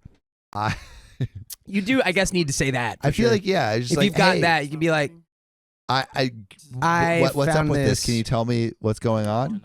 So that's weird, right? Yeah. It's not like I feel like you got to bring it up. She might just come clean, honestly. If there is something to come clean about. Do you think you should do the thing where it's like, I know everything, so you might as well tell me? You pull the police interrogator move, where you go, I found out, I know what you're doing, so you might as well just tell me now. And then she might hit you with the, I'm sorry, or she might hit you with the, what? But then if she hits you with the what, you go, I have this condom wrapper, I found it. I found this little rubber wrapper. I think you say like, hey, I found this in your car. I think I know what's going on. No, I don't even say personally, that. I think you just say, I found this in your car. Can you tell me what's going on? I think if you want to try to immediately get to the bottom of it, you just do the police interrogation move. But that feels like a lie. I mean, it is a lie because he doesn't know what's going on. But he's suspicious. And sometimes all it takes is a little bit of pressure and that'll crack. And then he gets the whole truth. Ellie said, just talk to her. Sir, this is a Reddit story. Yeah. But I mean, hey. You have the wrapper, so you've got the Mariette proof. says address the elephant in the room. Bree, mom of 4, says address the elephant in the room. Caitlin Van Camp says it will automatically come off as abrasive because it's inherently accusatory. Her response will be very telling. Mm-hmm. I just asked, dude. It's weird. Zach Taylor says ask why they found Johnny in the car. That's what we can call it from now on, a Johnny. Little Johnny. But I found this Johnny wrapper in your car. Let's see what happens. Okay. Lots of folks have asked for an update. Not a whole lot to say, but things are getting interesting. I am shaking as I type this. Oh. Okay. Are you sure there's not more to say? Thanks to everyone in the comments and the DMs for the empathy and well wishes. A lot of good tips and advice, too. Man, I would hate to piss some of you off. Some of you are vindictive. Welcome to the internet, my friend. First of all, I found a rapper, not an actual Johnny. So the suggestion of DNA testing was not useful. And thanks to user, 27 for the information about getting detailed phone records. Today at work, during some break time, I requested a download of the phone records, but it says the request could take up to 45 days, and I can't wait that long. I also drove by her work on my lunch break, and I don't know why or what I expected, but her car was there as it normally is. Lots of good advice to track her, get a Don't track her before VAR. the I don't know what that conversation. is. Come Yeah. on. Look at her phone without her knowing, hire an investigator, No. lawyer, etc. I This can't is all deal with this. dumb. Yeah, but that's all bad advice. This is all terrible advice. Literally talk to her first. Be like, this isn't from recently, Because right? what if This it was- rapper? What if it was something? What if it was something fine? What if it's something totally like Yeah. normal, and then you've ruined the integrity of the relationship? I don't know, but it's hard to make that a normal thing where it's like that would be one of the places you find a rapper, a Johnny rapper, in the context of somebody doing something behind your back and they don't want you to find out they're doing it in the car. Yeah. I found Away it in my from Halloween home. candy. It's okay. What? I'm kidding. What did you say? Boo this man. Sorry, I don't even know what he said. I just wanted to say boo this man because he said it to me. Anyways, let's keep going. Keep going. I can't deal with this.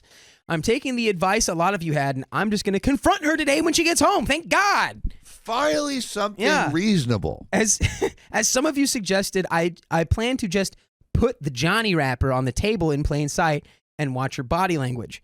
I'm so scared and nervous that I'm almost pissing my pants. I'm really starting to expect the worst. For me, if she cheated, there is zero chance we will ever stay married. Zero. I don't care what excuses or reasons or whatever that she has. I'm 100% done. No therapy, no counseling, nothing. I can't believe I'm typing this. It makes it seem real. Well, dude, it is real. It's real. I can't imagine her bumping it with some other guy or guys. And that's an image I could never get out of my head for the rest of my life. As far as You assets, can't do guys in car. Like 2 people or 3 people in a car would be too difficult. I don't think he meant at the same time. Oh, that's okay. Sam. Sam, boo this man. Boo this man. Boo this man. Boo this man. Boo. What are you gonna do? What are you gonna do? I think you could. What do you do with your 2 lips? people at the same Why were you time. perking your lips? I'm eating. Just the way you look. You look caught. You look like, Back to the story. They got me. Okay, as far as assets, we don't have a lot. We have a pretty nice house that her dad helped us pay for, and I'm happy to let her have it with my fair share and paying back her father. Otherwise is bullcrap, like 2 cars. Wait, what? Otherwise, it's bullcrap, like 2 cars, some furniture, and some decent savings that we have both contributed to, so I'm willing to split 50-50. Bro's like, we have no assets except for the house and the cars and everything that's in the house and our savings account. Why are Dude, you have assets. Shut up. Why are you like planning all of this before you even know anything? Yeah. Just confront her. Mm-hmm. Okay. Lucy Ford 91 says, from past experience, 3-person in a car is doable. Oh, it's doable. 3? Is that cab extended though? Listen, if I could do You it in the gotta have back, an if I can do, SUV. I was gonna say if I can do it in the back of a Subaru Outback. Oh, right. I forgot about Kate. Yeah, that's an SUV is a sexual utility Right, I vehicle. forgot about that.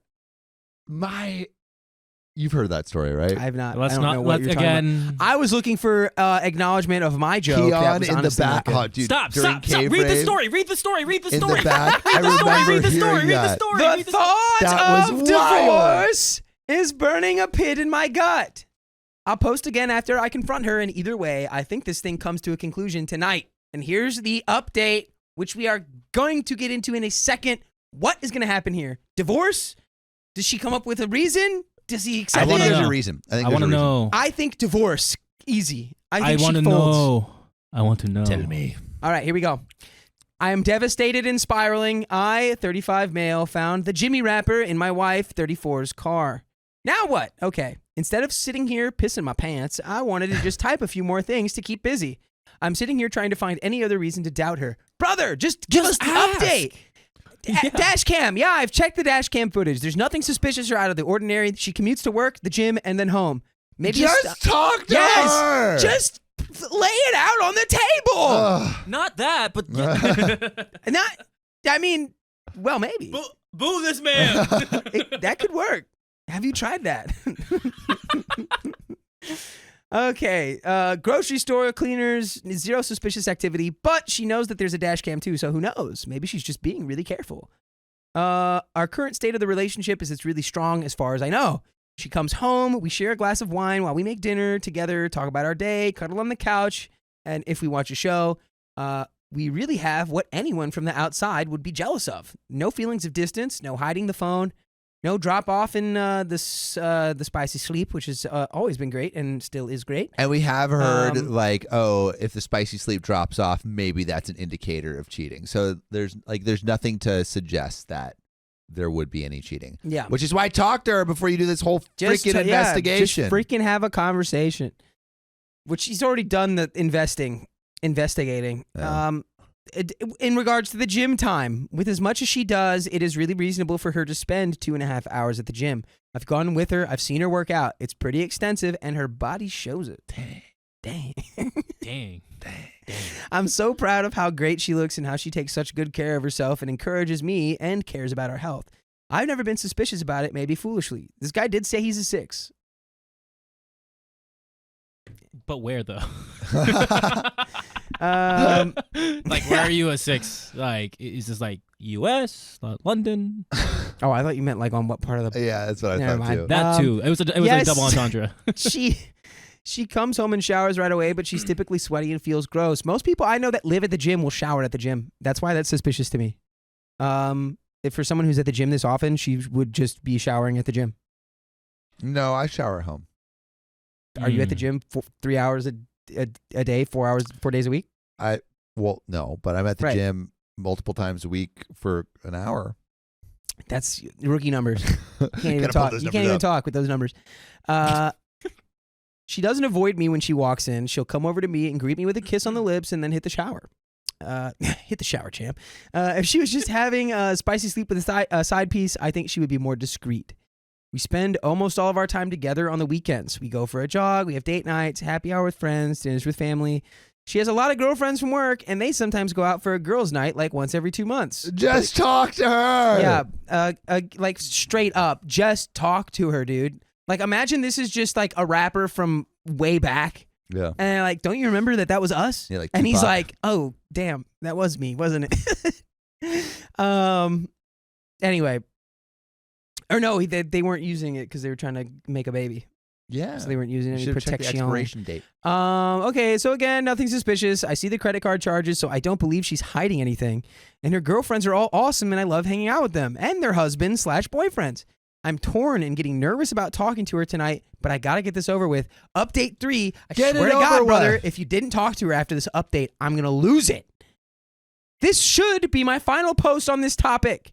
I took a lot of your advice and decided to just confront her tonight. Thank God. Sorry for the length. All right. Who's the 6? 6 for sure. But it was a lot. Okay. Man. Woo! All right, we got it. We got it in the bag, boys. That's the last one. Okay. My wife came home from the gym around 6:45, like always. I was sitting in the kitchen table alone. She came over, said hi, kissed me on the lips, like Tom Brady, and went off to take a shower pretty much like usual. I'm not going to lie, when she came over to kiss me, I Like Tom smelled Brady. really hard for any evidence of man I'm sense. just imagining going. Yeah, just, hey, babe, nice to see you. Is that Jim. Creed Aventus I smell upon Is that you? Jim or is that Jim? Is that Jim or Jim? What kind of Jim are we talking about? Not gonna lie. Okay, yeah, blah, blah, blah. I sniffed hard for men's scents. Cologne, soap, deodorant, sweat, anything. I got nothing. As she showered, I sat by myself, a ball of anxiety, and I damn near chickened out. You better not. You better not. She got out of the shower and came into the kitchen, wet hair, sweats, and t-shirt, looking as beautiful as usual. She sat down like we always do and expected to chat about our day. And she could see immediately something was wrong. She asked, "What's up?" I mean, I was shaking and so nervous, like you cannot believe. I asked, "Have you lent your car to anyone recently?" "No." "Have you had any passengers in your car the last few weeks?" She thought for a second and said, "No." I asked, "Has anyone besides you or me been in your car in the last few weeks?" She said, "No." What the hell's going on? I asked to see her phone. She looked at me weird and said, okay, and just slid the phone to me across the table, no hesitation, and said, what the F is going on? I didn't touch her phone. I took the Johnny wrapper out of my pocket and set it on the table. She looked at it but had no real visible reaction. I didn't say a word.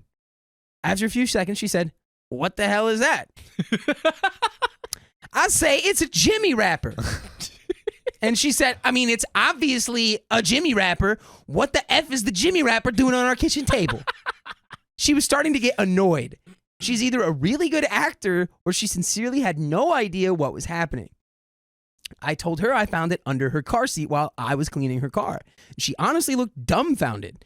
She said she had no idea how it got there. She seemed really sincere and was starting to get concerned. She asked if I thought it was hers. I said, I'm not sure. Is it? And she said, you've got to be kidding me. You seriously think I'm freaking around on you? Are you crazy? What the hell's wrong with you? She took her phone and waved it at me and said, here, please look at my phone. Call my sister, who she shares everything with. Call any of my friends. I'm not sure what you want me to say. We sat in silence, very uncomfortable for a minute or two, and I didn't take my eyes off her, looking for any sign like a tear. I said, what would you think if the roles were reversed? She admitted that she would probably be suspicious, but would give me the benefit of the doubt. She literally went through every day the past couple of weeks, where she went, who she was with, what she was doing, trying to come up with any explanation. She finally remembered an after-work thing that they did for a friend of hers, a baby shower kind of thing at a restaurant after work. One of the girls at her office was invited but couldn't go, and she asked my wife to please take her gifts to the party. My wife said sure, and they walked down to my wife's car to put the gifts, and my wife's stuff was in the front passenger seat. As I said, the car she drives has a tiny back seat, and access to that back seat is ridiculously difficult. So as her friend was putting the gifts in, she spilled her purse all over the floor behind the passenger seat. That was the only possibility that she could think of. That's a pretty solid alibi. I'm not gonna lie. Pretty solid. That's pretty. And the everything reaction. the reaction feels extremely authentic. She's like, I Bro, know it. she got She's her like, what phone. is that? She got her phone waving in his face. Yeah, she's like, Yeah, dude, and she gave hello. the phone immediately. And That's then he pretty just, good. yeah, but then his response was perfect. It was just like, all right, so this happens to you. What do you do? Yeah. She's like, okay. I understand. Sure. Yeah. I'd be suspicious, but I'd also give you the benefit of the doubt, which I don't feel like he was doing. He was definitely like, I'm Well, gonna call the investigator. That's why just freaking talk as soon as possible. Speech. Okay. Ugh. So, as I sat there, she insisted that we call the friend immediately, and she did just that. She put her friend on the speakerphone and asked if she remembered when she spilled her purse. She answered yes. She asked if she was sure she got everything picked up off the floor, and she answered, I think so. Why? My wife then seriously asks, do you and boyfriend's name use Jimmy wrappers? Her friend kind of chuckled and said, yeah. My wife asked what brand, and she answered the brand that will be nameless because we don't do free sponsors. My wife looked straight into my eyes and asked, when you dumped your purse in my car, is there any chance that there was a Jimmy wrapper in there? And her friend said, yeah, it's not unusual for me to have them in my purse. Why?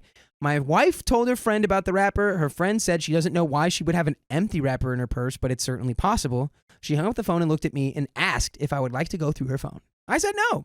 And she said, mystery solved. I literally started crying. Oh, that's a bad look. Sorry, buddy. I'm not going to lie. It's a bad look. I was crying because I was so freaking relieved. I was crying because I'm married to the most awesome woman in the world who loves me more than anything.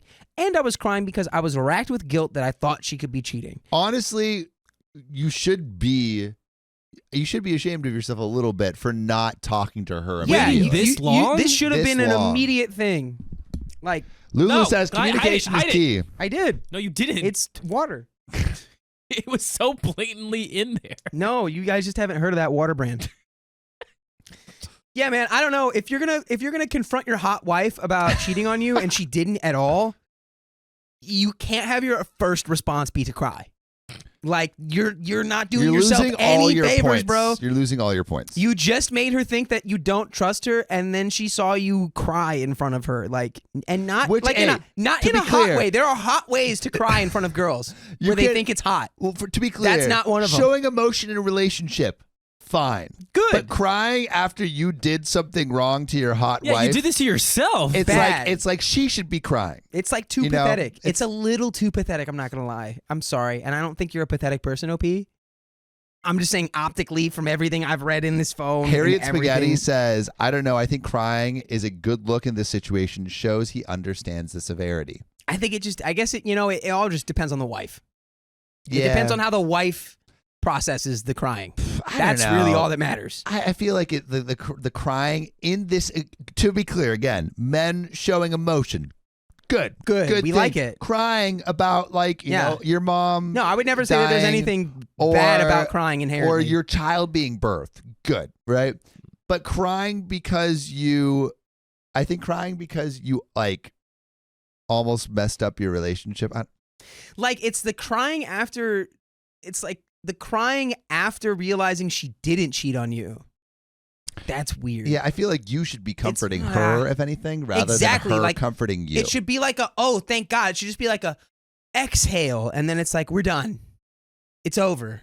We're back to normal. Yeah. Crying is not going to help it get back to normal.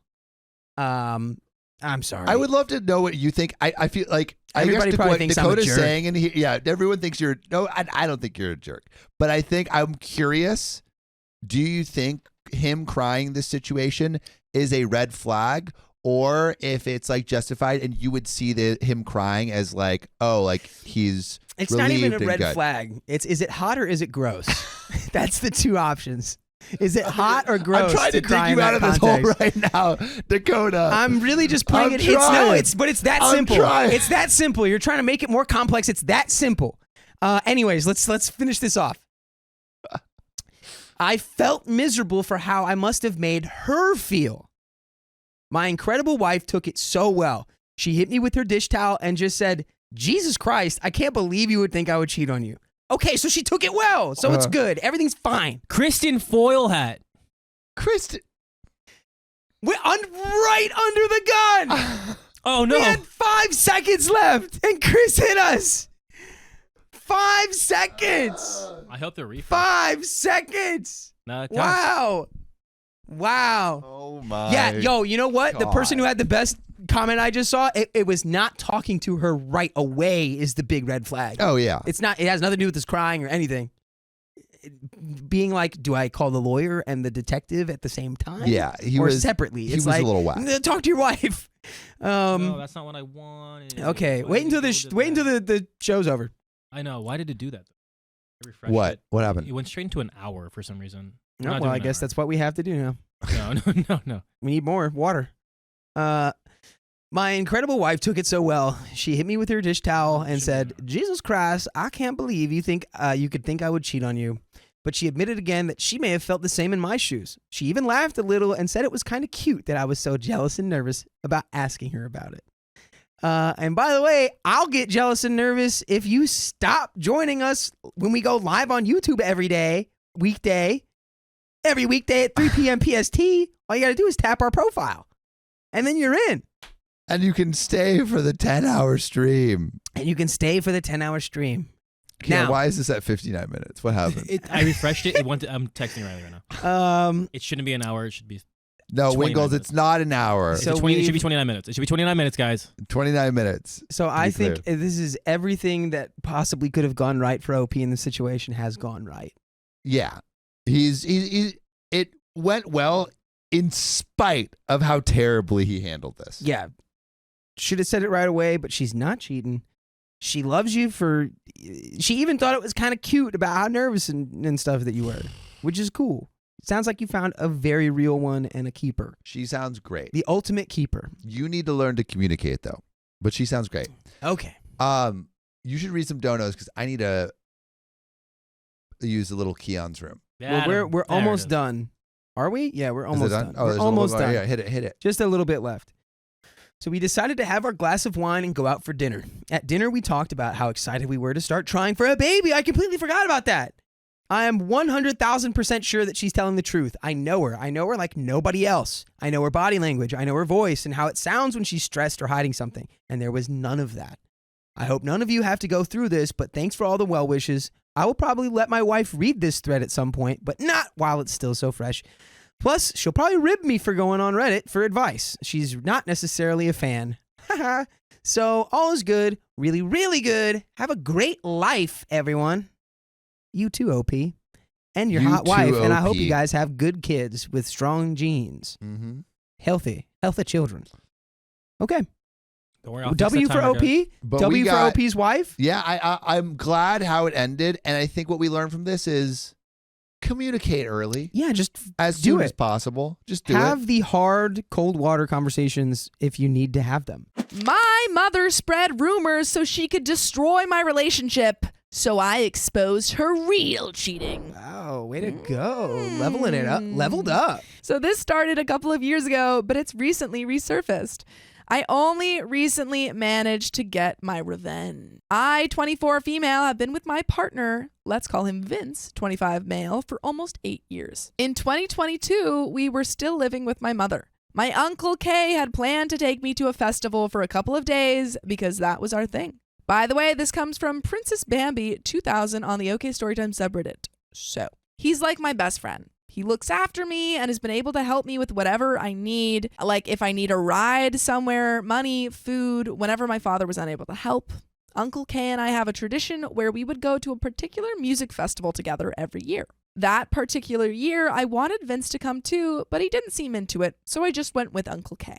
It's worth noting that Uncle Kay is not my actual uncle. He's been my father's friend for around 30 plus years. We've all got one of those uncles. Yeah, which is where problems are caused because people make assumptions about my relationship with him. That's what this is about. While I was away for the weekend, Vince stayed behind at my mother's. According to Vince, my mother approached him on the subject of my relationship with Uncle Kay. Apparently, she asked, "Don't you think it's weird that she's off with another man in his van all weekend?" She tried to put it in his head that I was cheating with Uncle Kay. Vince shut it down immediately and said that he'd trust me, and no one would bat an eye if it was Auntie Kay instead of Uncle Kay. For the entire weekend, my mother kept saying stuff like, "I don't think it's right," and "If I were you, I'd be suspicious." I'm glad Vince shut it down and stood up for me and Uncle Kay, but it could have ended my relationship or put my loyalty into question when I really love Vince with all my heart. Not only would I not cheat, but the thought of specifically cheating with Uncle Kay sickens me. Blood relationship or not, I know him as my uncle. I don't even know Uncle Kay or any of these people, and even I was like, oh, God. No, it's grody. Vince told me everything when I got home, and I was disgusted with my mother, but I didn't tell her I knew what she'd said. That was 2022. I have since found out that Lynn in my mother's contacts is actually an old flame of hers called Keith. Why was his name Lynn in her contacts? Because she was cheating on my stepdad with him for like 2 years. I found this out by accident. My mom isn't super tech literate, so I have to do some things on her phone for her. And I noticed that she would be texting and then very quickly close her phone when my stepdad entered the room. Anyway, I was trying to set up an account for her when I saw a message from Lynn that said, "Will I have time to get in your knickers tomorrow?" This is unclear to some people, but knickers means underwear. That's when I knew exactly what was happening.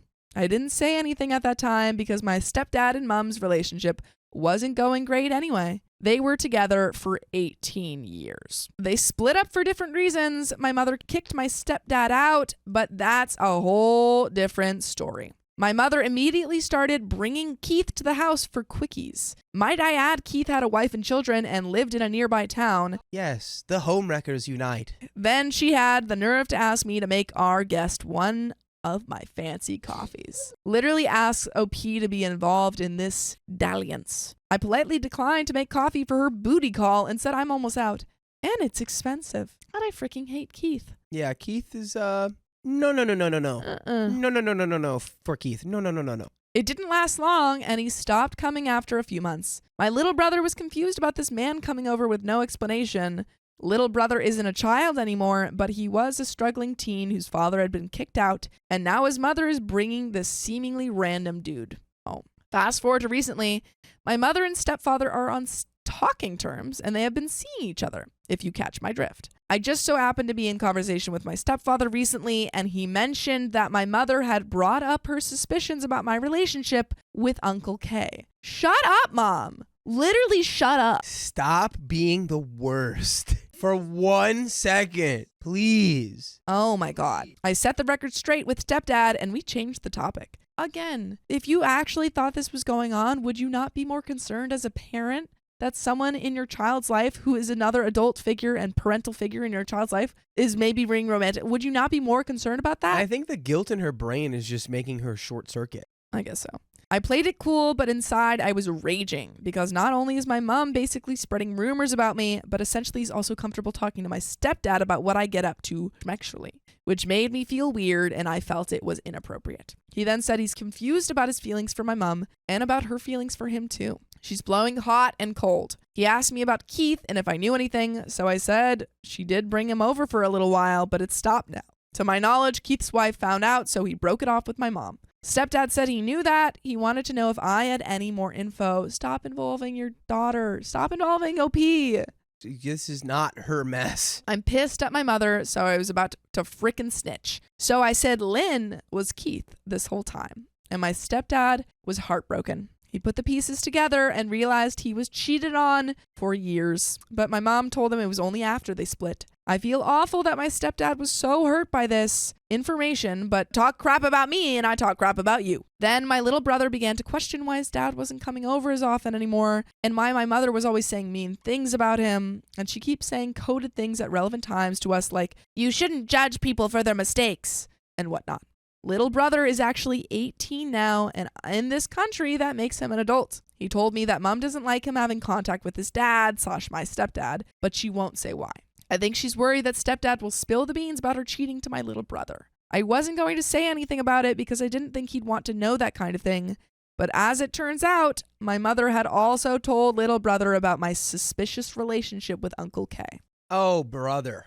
Literally cut her off. I think we have to cut this woman off. Also, speaking to that point of like, but I don't know if this is something he'd want to know. It's like, I'm down to know the like baseline reality truth of any situation I'm in. Yeah, especially if it's something where like you're actively keeping me from one of my parents who's not at fault here. Yes, I would like to know that it is my mom's fault for being an adulterer. Yeah. Or being infidelitus.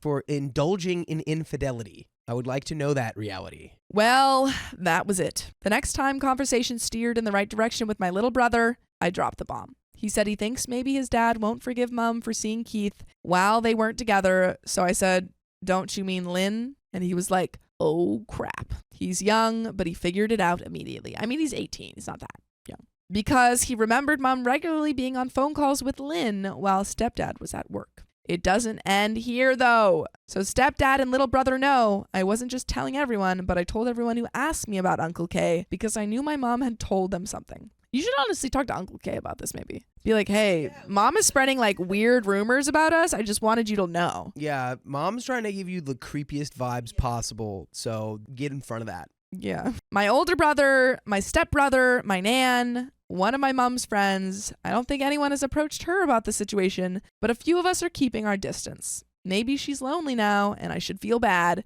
You shouldn't. But she isolated my stepfather from his friends and family for years due to her insecurities, and she was literally spreading rumors about my supposed schmexual activities to the family. So weird. People, I would rather not hear those sort of things about me.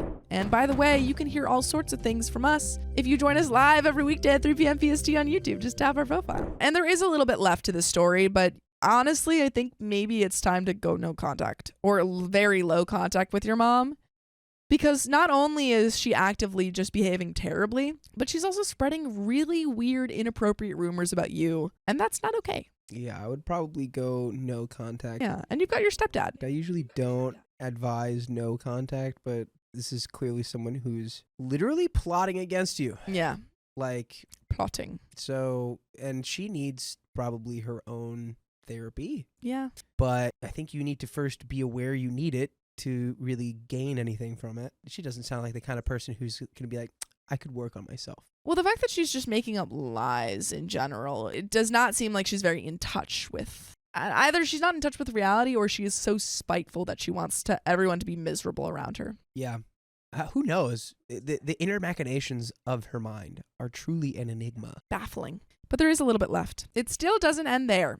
You know how I said my mother is pretty tech illiterate? I still had her account saved on my phone from when her phone was getting repaired and she needed to borrow mine. Not to mention I created all of her accounts for her so I know all her passwords. I signed into her Facebook on my phone, took a few screenshots of incriminating conversations with even more men from when she was still with my stepdad just for safekeeping. I may not use them. Who knows? I'd rather not upset my stepdad anymore. He comes across as old school masculine bloke, but he's such a sensitive soul. Anyway, I then blocked all of those men from her Facebook because she doesn't know how to unblock people or anything. So that's funny. None of them were really interested when she became single anyway. Ew. And she was convinced that she'd have a long queue of lovers after she split up with stepdad. Oh well. F around and find out. Did I need to block all of her potential future boyfriends? No. Was it petty? I hope so. And edit. I told Uncle K about this good, and needless to say, we had an awkward laugh about it. And that is the end of that story. But I think those were all the right moves. I caught my boyfriend cheating after he publicly flirted. Now he's trying to gaslight me. Don't let him! Don't let him light that gas. So, every time I slept over, we got a routine of he would take me to a cafe or breakfast the following day of me coming over. Breakfast in the morning. However, all of a sudden, all of his days off, he's busy with family. He gave me his location first at the start of dating. He requested mine. My sister thought it was a bad idea because it was way too soon. By the way, this comes from user Beastly206 on the r/OKStorytime subreddit. So, I didn't see him for 3 weeks because each time he was too busy with chores, dinner with his dad, or going hiking with his friends/coworkers, but didn't invite me. He forgot twice about us planning to spend time together. Immediately a red flag. This you didn't guy's see him avoiding for you. 3 weeks? This guy's avoiding you. One time I went over and he lives alone, by the way. He had a pink toothbrush on top of his trash can, which wasn't his. I didn't question it because I liked him so much. Then for a few weeks, I kept seeing pink sunglasses. And when I finally asked him whose they were, he lied and said, he didn't know, but they're his now, which, damn, that's a bad lie. When he's blatantly said he's the only one that ever drives his car, no one else. So I guess sunglasses were in his car. Anyways, I had my Instagram deactivated because he posted on his Instagram story a lot of selfies of himself working out, hiking with friends, reposting his female coworkers that would tag him in their workouts, and he would repost their pictures/posts. Not once was I fully shown or reposted even without a tag. Then recently he didn't talk to me for the rest of the second half of the day. He went out to eat, he went home, then went to a cafe with a girl, and she looked braless under her top. She was in too casual clothes. He cropped her face so it was just her body holding a cup of coffee with him also holding coffee. He posted it thinking I wouldn't see it because mine was deactivated. He only posted me the same way he posted that girl on his coffee date. He takes pics with me, but it's from behind me or the bottom half of me with our food together with him. However, I had a gut feeling something was wrong.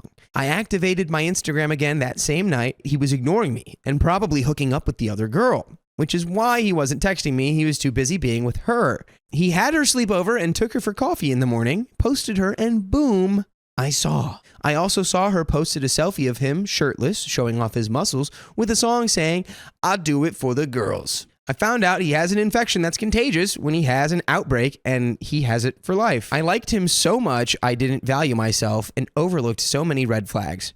I never had a past partner so blatantly flirt with others and cheat so publicly and think it's even okay to post her. I was so disappointed. He's one of those guys who says he's a good guy, but who knows with how many other women he had over behind my back. That same morning, he replied to me after she was probably gone. He was sweet and said he wasn't able to go to the gym that morning with a bunch of frowny faces, but clearly he had a different form of exercise instead. He was doing the horizontal mambo. Mambo number 5. Mambo number 69. I was going to say that, dang. Why didn't you? Yeah, it's okay. You teed can have that. You teed me up. Yeah, I teed you up. No, go ahead and get it. Mambo number 69. That is so funny. That is so funny. Thank you. I thought of that all Thought of it myself. right off the top of the head. Okay. I made a mistake of overreacting once I was 95% sure he cheated and reached out for advice from women if anyone else was also hooking up with him. He found out I did that and got mad, then started claiming I was being jealous and seeking attention. When I asked about it in the page I had tried, one woman admitted he friend requested her on Instagram and still recently sent her messages. We talked privately about it and she didn't know about us. And she blocked him. I'm confused by his behavior. This doesn't make any sense because he's so publicly flirting and like seeing other women. He made the page take down the post as it had a pic with both of us. He clearly doesn't want thousands of women from the area to know that he's a cheater. After having proof that he was unfaithful in multiple ways, before I posted on the page for advice, I had asked him if he had someone over or was hooking up with others. He didn't say anything, and I knew he'd read it, but was avoiding answering. Yet it just sounds like he's continuing to ghost you. Once I posted about it to ask to be sure I was right about my gut feeling. He immediately found out, read the comments, and got it taken down. The page was meant for only women, so either someone ratted it out to him or he had a fake profile to check on it, knowing he was a cheater and might be eventually posted on there. I still even apologized for being jealous, and it's not how I normally am, but I've also never had a partner do all that. Oh, wait. You apologized for being jealous to him? What is this? I think we have just a case of two extremely passive people. Yeah, he's like, I broke up with my girlfriend, but never told her. Right. And she was like, well, he's cheating on me, but, you know, it's my fault for being jealous. I guess I'm a little too jealous. Wow, okay. I told him that I would like to keep seeing him and I wouldn't do that again. He was saying I asked for that advice on there for attention, that I'm a jealous person, that he doesn't have the time or energy for this, that it isn't going to work out, and said good luck. Were they official? Ooh, my God. But Because that feels like a breakup, but like it doesn't feel like a boyfriend-girlfriend breakup. That feels like a we've been on a couple dates breakup. yeah, I mean, That's what that sounds like. Not saying it is, but that like his language sounds like I think it. both of our theories, Yeah. our conspiracy here is that these people were never in a like That's what this quote feels relationship. They had been seeing each other maybe casually. This guy was like, I'm just going to start ghosting this girl. And Yeah. then she was like, why isn't my boyfriend talking to me anymore? Which do we find out how long they've been seeing each other? Okay, Chris? so where there's no confirmation that how sounds long like they dated. hooked up maybe a handful of times and got breakfast. And That's then she what it was sounds like. that's my boyfriend. And he was like, I'm going to ghost this person who's now treating me like their boyfriend. Yeah. And I'm really sorry that this has happened to you, OP. This sucks, but I also think that maybe there was some miscommunication. This was clearly a massive Yeah. miscommunication. Either he's like an idiot and insane, which is like could be totally true, or massive miscommunication on the boundaries I think of this. we've or got on the, two Yeah. terrible communicators here. yeah, I think maybe Two really bad communicators. I think that's maybe the answer of this story. I mean, maybe he just never really thought it was that serious. That's what it sounds like. Because then it's like, Why else would you because be his posting girls reaction on was also Instagram? so weird of him being like, you're jealous and Yeah, and it wasn't like, you're- I wasn't you're- cheating. You're trying to like get attention and you're being jealous, and it's like, well, I would be more like, why are you telling people I'm cheating on you when we're Exactly. not dating? Like, how did that not get brought up at all? This feels like an unreliable narrator. I need more information on this. Something is Something's missing. We don't know if they're dating. Yeah. I want you to hard launch us onto whatever screen you may be in front of every day at 3 p.m. PST when we go live on YouTube, on Facebook, on Twitch. Just tap that profile. We're probably it. live right now. Probably. You should go check. Yeah. Anyways, let's finish this story. The way he tried to gaslight me into thinking I'm the problem when he started all of it. Yes, maybe I shouldn't have posted him on the page for women in that area asking about that and just asked him, but he would have lied still. Ironically, he got an award for being Cop of the Year. Oh, he's a cop. That's a twist. I hope I meet someone loyal next, but probably no more cops for me. Definitely need more therapy for myself as well. And yes, he would call me his girlfriend, and we did go out on actual dates, not just coffee or breakfast, like actual dates to fun places. Okay, so OP has confirmed. No, but no. Yeah, I don't know. He would call me his girlfriend. Is she lying to us? I don't know, dude. Final sentence is about to throw this entire thing into absolute chaos. he was the one who asked to be exclusive. Okay. So we have confirmation that he wanted to be exclusive. He's calling her his girlfriend. So OP, I will give you your half in the right for being like, hey, he's cheating on me, but you're in the wrong for saying I'm apologizing for being jealous. You were completely vindicated in your jealousy. I mean, I guess. If this is true, Look, if she's telling us the truth, then she's completely maintaining vindicated. What you maybe said a little earlier, which I was think that possibly this that's what he narrator thinks. is maybe unreliable. But I think it's possibly maybe the boyfriend still thinks that it wasn't as serious. Right. However, I think that there was just a miscommunication about whenever he was saying you're his girlfriend or whenever he said let's be exclusive. I think something got lost in translation there. I don't know. I think if he said those words, then I just can't imagine someone who says those words to somebody then acting like he did. which is crazy. If he did that, then he's crazy. But that's the end of that story. That was just a ridiculous. That story didn't make any sense. Let us know so what you think confused. about this story in the comments because it's over. Do you think they were actually dating? Do you think there was a miscommunication? What should have OP have done? My friend is trying so hard to convince me that my boyfriend is cheating, but she framed him. Who framed Roger Rabbit? So I live with Emily, a person I met a couple of years ago. We became friends fast, immediately moved in together last year out of convenience, but have stayed true to our friendship, which has definitely strengthened. My boyfriend is Sam, someone I met around a year and a half ago. We've been dating for just over a year, with our relationship transitioning into a long-distance relationship about 5 months ago because Sam moved for work. By the way, this comes from Friend Conflict 54, and if you want to submit your own stories, please go to r/OK Storytime subreddit. So I never thought that there were any issues between Emily and Sam. In our early stages, she was very gracious and seemed to know the perfect balance between socializing with Sam and giving us space. It was only when Sam moved away that she started making little comments about how funny it would be if Sam had a side chick in his new city, or I was actually the side chick and he's gone home to his family. There is no way this is true.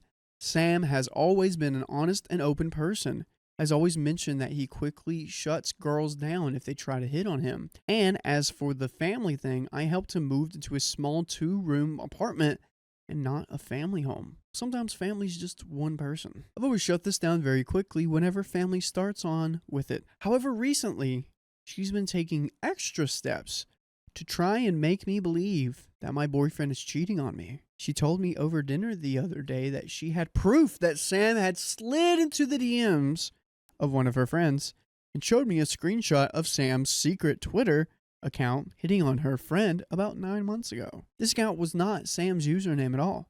And just in case it had been a secret account, I searched the username and it came up with a profile of a 15-year-old boy also called Sam. Interesting. She has a type. 15-year-old boys. Though I told Emily this, she was insisting that this profile was my Sam, that he was very clearly catfishing using this kid, or that he was Sam's younger brother. Sam has no younger siblings. Last night, she sent me an SOS message saying that there was an emergency, but after rushing home to see what was happening, she said that the emergency was that Sam doesn't have his Facebook relationship on his profile, and that it was obvious he was trying to appear single. Conspiracy theory. Your roommate's trying to get with your boyfriend because she has a job opportunity close to him. The reason his relationship isn't public is because I asked for it not to be. Because I don't believe that my relationship status is everyone's business. We are in a relationship on Facebook, but only privately, and if only I was in a relationship on Facebook. Yet again, I explained this to Emily, but she still tried to argue that he could still be cheating, that I was subconsciously manipulated to keep the status private by him. I really wasn't. I'll clarify here that I've never said to Emily that I think Sam will cheat on me in his new city, because I don't, simply enough. It may have been that she was jealous or wanted him for herself, but she is in a relationship of her own.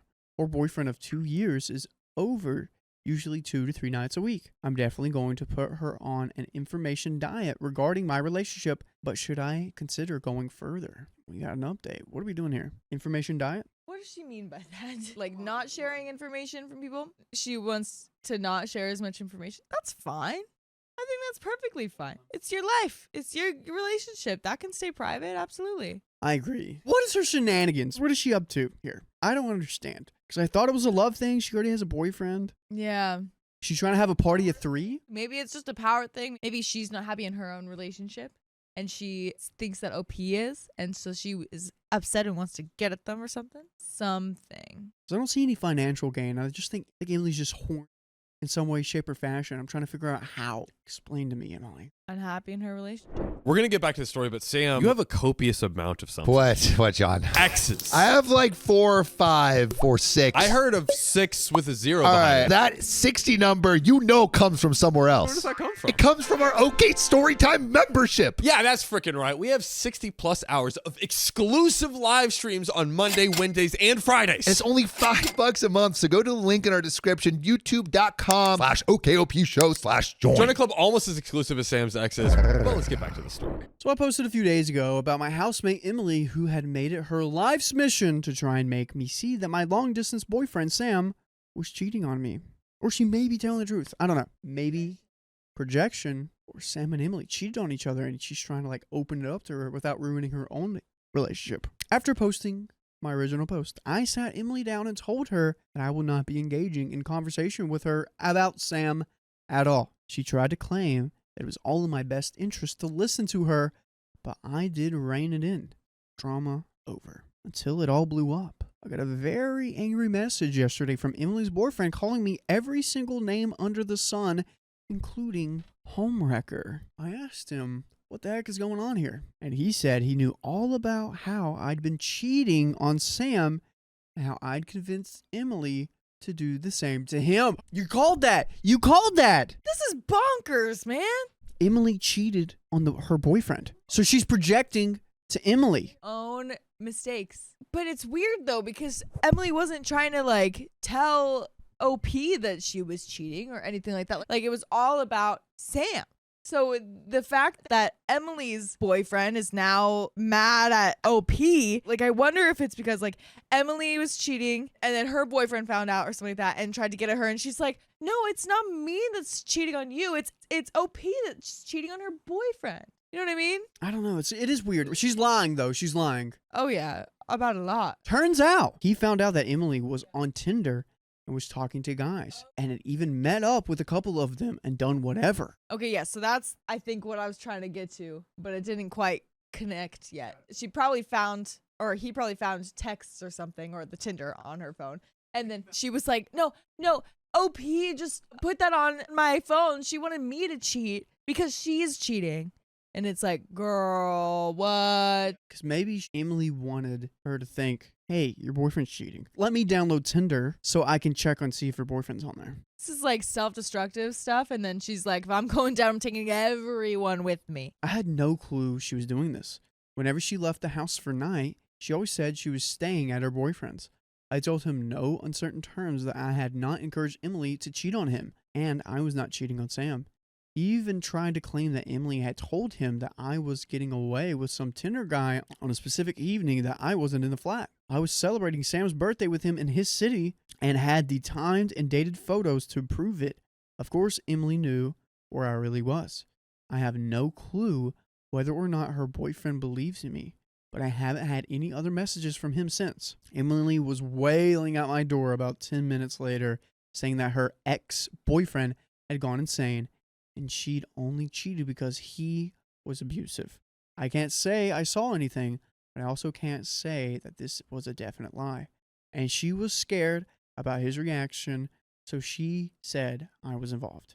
She then said I would understand her position if I had broken up with Sam like she wanted me to. I'll admit, that got my attention.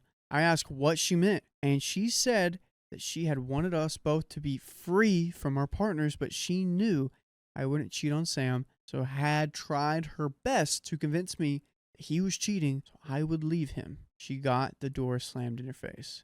Even if she did want an escape from her own abusive relationship, her nonstop attempts to persuade me to leave my boyfriend just for her own gain is enough for me just to cut her off. Dude, crabs in a bucket. Dude. she is just twisting this whole thing. She made a mistake, made some bad choices, and is just trying desperately to change the whole situation to fit her excuses. And it's just getting too complicated to keep up with. Way too complicated, way too fast. I didn't even wait until Emily woke up this morning to put my plan to move out into action. The landlord has been contacted and is very understanding. We're very close to the end of our tenancy anyways, so I'm breaking my lease. And I'm going to spend the night at a friend's spare room before making my next move. I might write her a goodbye note, but she hardly deserves it. I've been wondering for a while whether or not I should move to be with Sam. I think it's going to be a big part of my decision. And what could be a big part of your day? It's if you go to your favorite podcast platform and search up OK Storytime to find a plethora of stories just like these. And where should they go, Angie? They should go to Spotify, Apple Podcasts, wherever you get your podcasts, your favorite podcast app. Just search OK Storytime. We got a little bit left here. Is this the right move? Are we writing her a note? I think she should write a note. And it should be, bye, B. And then that's it. I think she doesn't need to, I've cherished our time together. I'm very disappointed that you're treating me this way. She could do that, sure. But she could also just be draw a little picture of a certain finger. Yeah, your favorite finger. Pick your favorite finger and draw a little picture of it. Anyways, also a lot of comments in the original post were suggesting that something might had happened between Sam and Emily while he was still living in this area. And she was trying to make me see that without coming clean. I didn't reply to any comments because I know the sorts of responses I would have gotten to, I know he's not cheated on me with Emily. But I do know he didn't. He never contacted Emily privately and was really only friendly to her because she was my housemate. Sam was just as unlikely to cheat with Emily as I was with any of his friends, family, or housemates. I know some of you may still think that he should still have cheated in the future, but I can't definitely say he didn't/won't, but I'm not going to ruin my relationship with what-if style of thoughts. And that's the end of that. Wow, that's all we got? That's all we freaking got. My fiance cheated on me, so I seduced his mistress. I am the alpha. There we go. Also, trigger warning, miscarriage. You mean okay. You mean That's OPs? a good. I'm glad that we have those. Yeah. Say that one more time for the people in the back. Trigger warning, miscarriage. You should have said OP's the alpha. OP's the alpha. Wait, Not why? You. What, me? Yeah, because OP's the one seduced. That's why I said I've He's said that. saying I said that OP? as from her point of view. He's saying Oh, okay. OP from the perspective. I thought you he's just from, wanted- Keon, from eat OP's food. perspective. Eat food for your brain, Keon. All right. So this happened to me about 1999/2000 when I was 19 to 20 years old. My friend told me that this was the juiciest revenge/karma he's ever heard of and that I should post it here. If you've ever been cheated on by someone you love, this is for you. This is for you. Sorry in advance for the wall of text, but this is the emotionally eviscerating kind of revenge and karma. And for that reason, I felt the details were important. By the way, this comes from Mama Empath. And if you want to submit your own stories, go to r/OK Storytime subreddit. So I was single after 5 years with my then boyfriend and had finally mustered the courage to tell my junior high school crush, let's call him Douche Nozzle, about the candle I'd been holding for him for the past 7 years, ever since the first time we met. That's a cute way of saying you got a crush. I've been holding a candle for you for so many years. I love you. Man, 1999 was wild. That's a cute way to say crush, and I also feel like is OP 108. I mean, it is in 1999. I was still somewhat new to the Pacific Northwest after leaving my home of Alaska. Oh, maybe that's why. There it is. That's got to be some Alaskan jargon right there. And figured, well, he's in Alaska and I'm here and never moving back, so I might as well let the unspoken thing be spoken. Get the answer I'm sure is coming and move on with my life. I was pretty sure that once I laid down all my cards, he wouldn't have wanted to be friends with me anymore or would have said something like, I'm not into you like that. I was expecting at most an awkward conversation with him that may have explained my behaviors over the years I had known him, much to my surprise. He reciprocated my expression of sincere love, and Douche Nozzle and I have been friends for all that time, and though I never dropped hints to him about it, I did tell my closest friend at the time. He and I even kissed one time during our first school year together in the slide. Played kissy tag. He and I even played kissy tag. Even played a little Did your kissy braces tag. get tangled up? Ooh, braces. yeah, you just gotta lock in. Kindergarten Get that braces? lock jaw. No, first year. Lock okay. jaw. It's 90s. You got that little 90s The hip-hop coming headgear, in. yeah. And even though I wanted to, I didn't even press the issue or pursue him further, giving him the chance to take the lead, which he didn't. His words to me were poetic and so full of promise, including him saying how I always had a thing for you and never knew how to approach you. Is that a promise, or is that a guy who's like, I'm afraid of women? I mean, that could be true too. Also, Precious Taylor says it's the former Alaskan. I can verify that's not Alaskan specific. Lol. Thank you. I appreciate you letting us know. Precious taters. And I was so afraid you would reject me and I'd be humiliated and so on. The same kind of stuff I had told him. So they're kind of saying like the same stuff to each other. 7 years later, having not the slightest clue that he was going to react that way at all, it made me question my decision about never moving back again. I mean, never? I got my love back over there. I mean, hey, never say never. Never say never. After the phone call, professing love for each other, that word never seems so extreme. If I relax that decision, maybe I could have the opportunity for the relationship I'd wanted for so long. I had a really great perk with a family member who was a pilot and was able to fly on a buddy pass / standby ticket pretty often. So I decided to fly up to Alaska every couple of weeks to see Douche Nozzle. That is a lot of effort. Yeah. Maybe a little bit too much. You know, like I think if you guys are into each other, maybe he would fly over to you. Just a thought. Just a thought. Just a thought. Well, let's see. Yeah, that's a lot of effort. But I'm gonna see how much. Do we know how much it cost? Well, fly? it's a Back standby then ticket, in so 99? so it's cheap. It's Let's cheap. just say Washington to Alaska. You said in the Pacific Northwest. You might be in Canada. Alaska is a pretty it's a pretty hard difficult ticket. Yeah, I feel like it.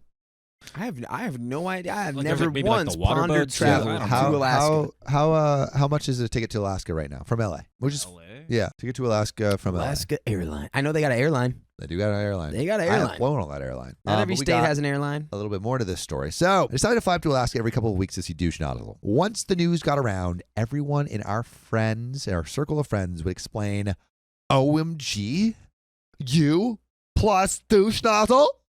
I always hoped you two would end up together. You are the perfect couple.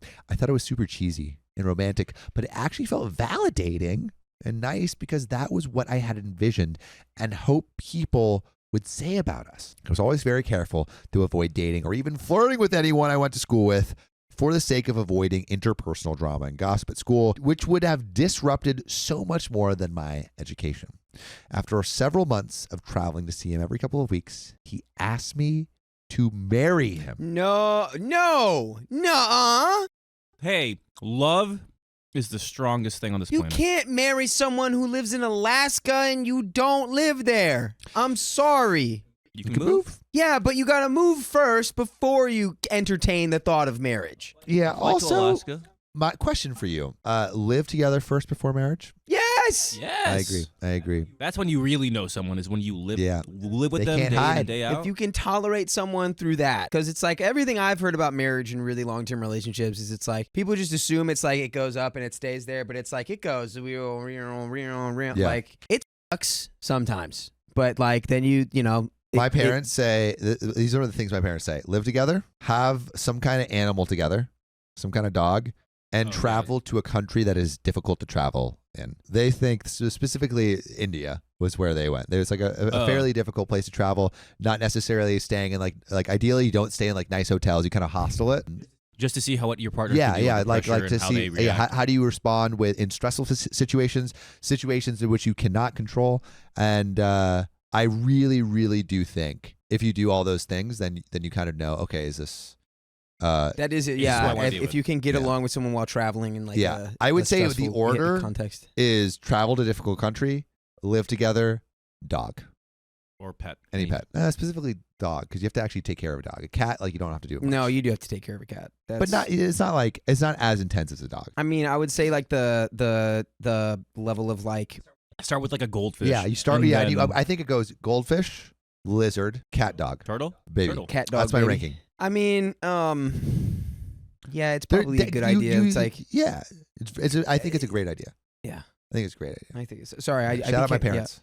Yeah, shut Shout your out. brains. That's actually good. That's good really advice. Sound Yeah. advice. That's All sound right, advice. but anyway, he asked me to marry him. I said yes, and then without hesitation started planning to move back to Alaska to be together and start our life there in our hometown. I made my plans for my move, packing up all of my belongings and parcel shipping everything I owned. Thankfully, it wasn't much because I was still so young and didn't own any furniture. Doge Nozzle and I were going to live together at his place where he had a roommate, let's call him Bicycle Man, BM, who I will never forget. And the reason why is coming up on next episode It's of Douche Nozzle in coming Alaska. on the Douche Nozzle in Alaska show. Anyway, all right, I'm sorry. So, in the recent number of days before my final flight back up to Anchorage, I started feeling kind of icky and gross. And after several days of that, followed my intuition and took a pregnancy test. I found out I was pregnant. This is all happening. This is all happening way too This fast. is happening so fast. And I was so overjoyed that I called him one evening to tell him about it. There was already a party going on at his place. I spoke with Douche Nozzle briefly and said, I have some news I want to share with you. And he said, but first, I have to tell you about this really cool artist chick. Is it pink? And he told me about this girl who came to the party. Let's call her Thought. Yes, a terrible nickname, only because I'm too lazy to think of a better acronym. And it made me laugh when it first occurred to me. I was irked by the way he was talking about her and realized this is not the time for a big reveal. I think I said to Douche Nozzle something like, don't do anything you'll regret. He asked me to call him later on to tell him whatever the news was. So I said I would. Then I did. Hours later, whoever answered the phone said that Douche Nozzle was there but couldn't come to the phone right now. I had this awful stomach sinking feeling because I already had an intuitive feeling about what was happening. The Nozzle. gut feeling. Never called me back in the evening. I called him the next morning, no answer. I was heartbroken. The evening I finally got to talk with him and reminded him I have news, but he interrupted me to say, I have to tell you something. And my stomach sinking feeling was now turning into nausea. Yeah, he's going to be like, I'm out. And He's I'm going to say, in- and now for that, he's calling Sharks, a cab, and she's I'm out. I'm in. I'm in her pink. Another pink. Oh, man. Yeah, that didn't feel great coming out. He admitted that he cheated on me with Thought. All while I was trying to reach him the night before, I hung up the phone on him and threw up. He didn't call me back to ask what my news was. I called him back later on to verbally upbraid him, and all he could do was ask for forgiveness and tell me it was a mistake, that he still wanted me to come there. No way. Yeah, right, dude. I told him there was no chance that I would marry him after that. That was not a mistake, buddy. That was a choice. I said I would be up there to get my things and then I'd be gone for good. Took every ounce of my emotional strength to verbalize my thoughts without screaming. Miscarried the pregnancy that week. Add that on to the absolute devastation that this person I had longed for after all these years didn't actually intend on a committed relationship after proposing to me. And then I had to deal with the immense pain of losing my first pregnancy. And then to top that off, I had to fly up to Anchorage weeks before Christmas to pick up all of the stuff I had already parcel shipped there, wait for it to arrive with nothing else to go but Douche Nozzle's home.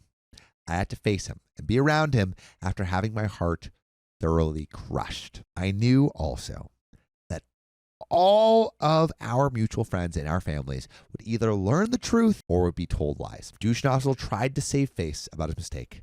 I didn't know Douche Nozzle to be that kind of person, but then I didn't know him to be a cheater either. So all bets were off when it came to an educated guess about what course of action he would take. So really quick, like when you feel this, it's best to get in front of it. It's best to just reach out to the people who you have a relationship with, who you're like, I would like to maintain this. Oh. And you go, hey, here's the truth of my situation. And it's like, you'd be like, you can choose to believe me. You can choose to not. I'm telling you the truth. Here's what happened. So rough, dude. And that'll save the people who are worth keeping around, because the people who are your friends, hearing you say the truth, will believe you. Oh, man. But hey, it's like you're about to be you're forged in the fires of like what's the word? The It goes crucible. beyond the crucible, It's the crucible. and you will come out like iron, just strong, ironclad. So I got on the plane, flew up north to Alaska, and of course Douche Nozzle didn't remember he told me the day before that he'd pick me up at the airport, or I didn't think it was worth it. Whatever it was the most awful feeling to be forgotten about and left there stranded. Even more humiliating was an elderly couple at the airport saw me waiting alone, picked up my lost girl vibe, and asked me if I was okay. And I lost my calm demeanor, broke down in tears at the airport, and I shooed away the well-meaning couple because I couldn't keep my crap together long enough to be gracious about any help they could have offered. I finally got a cab and went out to his place. I banged on the door outside and waited until I couldn't feel my fingertips anymore, and the racket finally woke up BM, which is Bicycle Man, Yes. who let me inside. This is his roommate. Douche Nozzle was in his room and passed out on his bed. I went to the living room couch and waited.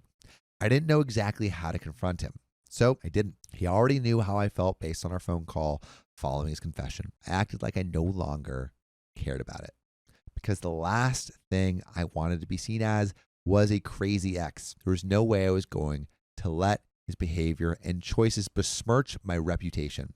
So I acted cool and dispassionate, as if it were all just a matter-of-fact end to a relationship.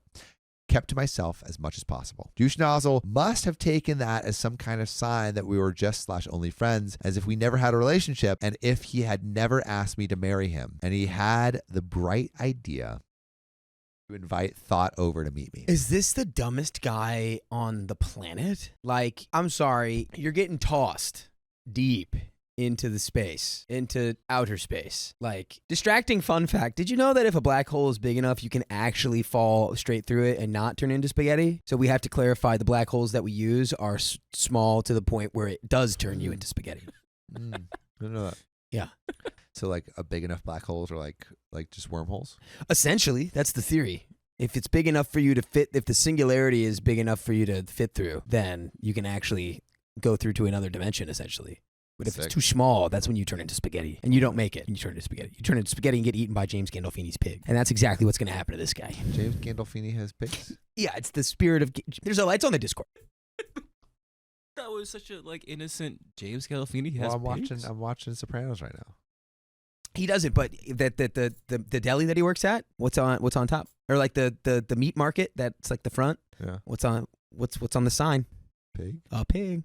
As it turned out, Douche Nozzle's whole thought that I was just a friend, and he never told her about a relationship engagement. Me visiting frequently to see him, me moving there to be with him, etc. It was like I just erased and discarded. Looking back, this is very clear of narcissist relationship pattern of idealize, devalue, discard. Every moment between arriving there and leaving felt like it was just me crying and feeling so incredibly hurt that it broke my whole world. I had sacrificed my family, who had all moved to the Pacific Northwest by that point.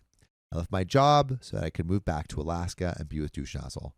I was so into the idea of a relationship with him, didn't even feel like I had sacrificed for the sake of our relationship. But I did. And it hit me that I had sacrificed my family, my job, who would never hurt me, and at least not in the way Douche Nozzle had hurt me. I regretted leaving them to be with Douche Nozzle and his empty promise of love. When the news spread to our mutual friends and his family, no one could understand why Douche Nozzle and I were split up. Well, everyone understood why I was crying and upset. No one really knew what to do with the constant stream of tears. I maintained my composure as being the not crazy ex to the best of my ability.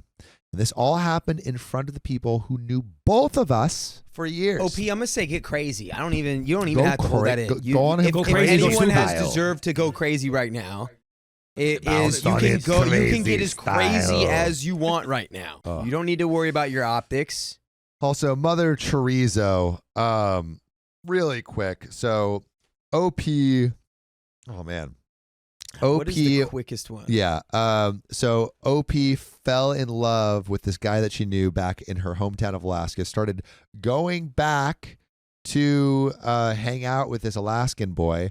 Alaskan boy ended up, definitely want another one of those, by the way, if you can leave one, but get into it. Alaskan boy was like, will you marry me? She's like, okay. And then sends all of this stuff to Alaska. And then once she moves, she finds out as she's moving, she finds out she's pregnant and that he's sleeping with someone else. And the person that he's sleeping with is being invited to the house. Is now being like, oh, and it was his dumb ass being like, yeah. Oh, it seems like you're being so cool about the breakup. I guess I guess you guys can meet each other. The most brainless man. Oh my God. He's not even a man. He's just a creature. Just a slug, a slime mold of a person. Oh my God. But things Shut are up, gonna man. be on the upswing. All right. Hopefully you Hope guys he's on an know- upswing. This all happened in front of people who knew us both for years. They were dumbfounded about the thought and what she was doing with douche nozzle. They put the puzzle pieces together themselves, kept my mouth shut, and I kept my mouth shut, only stated facts when I was asked. Yes, douche nozzle would rather be with her, so he's with her. I'm here waiting for my things to arrive so that I can ship them back, and then I'm getting on my next flight out of here. One day out of the total 2 weeks I was there, Bicycle Man, remember him, came out of his room and saw me in my silent waterfall of tears and just said to me, douche nozzle is a total a-hole. If I were you, I would be crying too. It's got to feel good to get a little validation there, yeah? For some reason, that made me feel better about the whole thing. Bicycle Man was a muscly badass to a young woman like me. For him to say that made me feel like the world wasn't such a cruel place. After all, I still had not told anyone about the pregnancy or the loss because even though I was grieving and in pain, if I mentioned any of that, I knew that I would be treated like a crazy ex who was making up stories to make him feel worse or make it all about poor me. And I just didn't need any more BS on top of that. I suffered in silence and perfected the art of crying without making a sound. Oh, That's that is one of a the saddest things I've sad ever heard. sentence. Actually, I think I perfected the art of crying without making a sound. That's like a little haiku. I perfected the there's not art enough nature in it for it to be a haiku. of silence. What? Wait. It's 575. Haikus have to have. Is it 575 though? I think it is. I perfected the No. This art. is no. This is the point of being is that OP. I crying think without making a sound. So that haiku. what a beautiful haiku. You got to submit that. Can someone put that into chat or ChatGPT or a DeepSeek Low and key, turn that into a haiku? OP, I think you were too worried about the optics post breakup. I think, and it's like our brains lie to us and trick us all the time. Yeah. But it's like I think if you Let were that cry outwardly, happen. like if you just were outspoken about what has been going on and what had happened to you, I think you would probably be surprised at the amount of actual support that you would find in your corner there. Sam is channeling his Gyoza man now. And guys, sorry, it's like it's man's got to eat, right? We got to eat, guys. This is a 10-hour stream. We got to eat. But it's a hard place to be because you've got a lot going on mentally. You've got a lot going on physically, and it's like you're in this place where you're super vulnerable. You're like kind of stuck here, just like waiting for your stuff to go back. It's like, but You also like, I think maybe what she's thinking is like, oh, I don't want to look so bad that I drive other people away. But often, in the right dose, showing people that you're going through a hard time can actually like draw them to you a little bit. you'll be surprised how many people want to be there Yeah. for you, for others. And there's definitely a balance. Like you can't abuse that. But I mean, in this time, I mean, like right after you've been hurt, I think people would be there for you. But we got more of this story. So, suffered in silence and perfected the art of crying without making a sound so that I wouldn't draw anyone's attention to my grief. Over those 2 weeks, douche nozzle invited thought over frequently. He probably thought it was no big deal to me. He was not thinking about me or how his behavior was affecting me. I was in a state of shock. I never thought he would treat me like that after I had known him for so long and had never seen him behave in that way. I stayed on the couch while the two of them had their fun in douche nozzle's room. Oh, within earshot. Ah. This guy, I have a Have feeling you this no guy tact? knows what he was doing. Oh my God. Like, I don't think it's that he like wasn't thinking about your feelings. I think he just did not care at all. Oh, dude, I feel like that's so cruel. And like, what is thought doing? Like, what? Dude, she's thought. She's being a Thought is thought. thoughting. A move that like is such an a-hole thing to do that I am still surprised he didn't instantly place his likeness in the dictionary under the definition of sociopath. I mean, it's not too late. I right, didn't Sam, have you the ready? energy to confront douche nozzle or to argue as to why doing something like this was cruel and heartless. And maybe I think the thing we need to do right here is let's read a haiku so we can feel better. You ready for Yeah. this one? That's actually All right, I'm crazy. Silent tears cascade, mastering the art of grief, echoes left unheard. Ooh. Mm, What do you think? What do you think? Wait, mid. can you add DeepSeek to do that as well? Stop. We don't talk about DeepSeek in this house Why not? because we're not traitors. Oh, traitors to the American Traitors government. to the NVIDIA and their shareholder Yeah, dude. bottom line. Shout out, dude. I got wrecked on NVIDIA. Yeah, but also Correct. shout out to NVIDIA for having a historical drop off and then also a historical bounce back. Yeah. Hey, just read. Okay.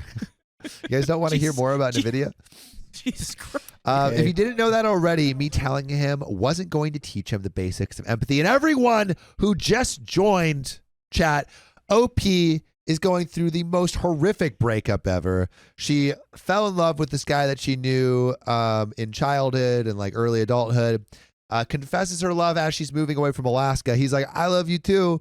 And then they start dating. She starts going back to Alaska frequently. Then he asked her to marry him. Then she finds out she's pregnant, is about to tell him, but then he tells her that he cheated on her. And she's like, oh no. Then she miscarries and then goes back to Alaska to get her stuff. And then who is there? The girl that he was cheating on OP with. And what are they doing? They're banging while she's taking her stuff away from this place. She has to stay there for a couple weeks to put all of her things in order.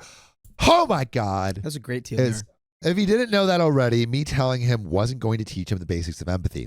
I was so angry at him, and I wanted him to hurt even worse than what he had done for me. So before I left, I concocted a plan to poison his new relationship with thought. This is where the revenge plot comes into play. I'm really interested to see how you can do that when she clearly has zero shame already. Like, I'm see. assuming she knows why you're there. I don't. Maybe thought hasn't been educated, but you gotta have a little bit of shame. I gotta assume she knows what's going on a little bit. So She's like, who's that girl crying in the living room every time I'm over?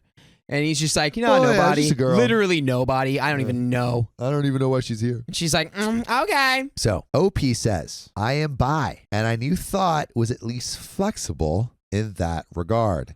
How is this revengeful? And obviously she was willing to move fast with someone. So at yet another party night, a seemingly regular occurrence at that house, I got thought all to myself before she got wasted for long enough to seduce her. I shut both of us in douche nozzle's room. Meanwhile, everyone else was getting too wasted to get that anything could be happening in there. Douche nozzle was occupied with the guests and may not have noticed we were missing. After we finished, I told her why I was there and told her about my history of douche nozzle with an icy and dispassionate apathy that illustrated how much douche nozzle was eternal sleep. Was not alive to you. Was eternal sleep to me.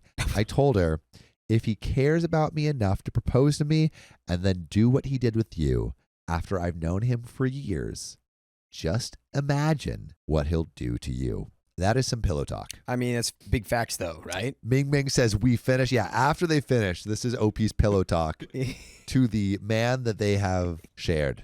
Suddenly, she understood why I had been so somber when I was introduced to her. She had no idea that I was anything more than an innocent friend of douche nozzles. She didn't know why I was there in Alaska or why I was waiting for boxes. She didn't know anything. She felt profoundly guilty and regretful despite the fact that she didn't know any better. She had been deceived, and I had been too gracious to lose my cool or cause a scene at a house party or in front of anyone else, as would have been expected.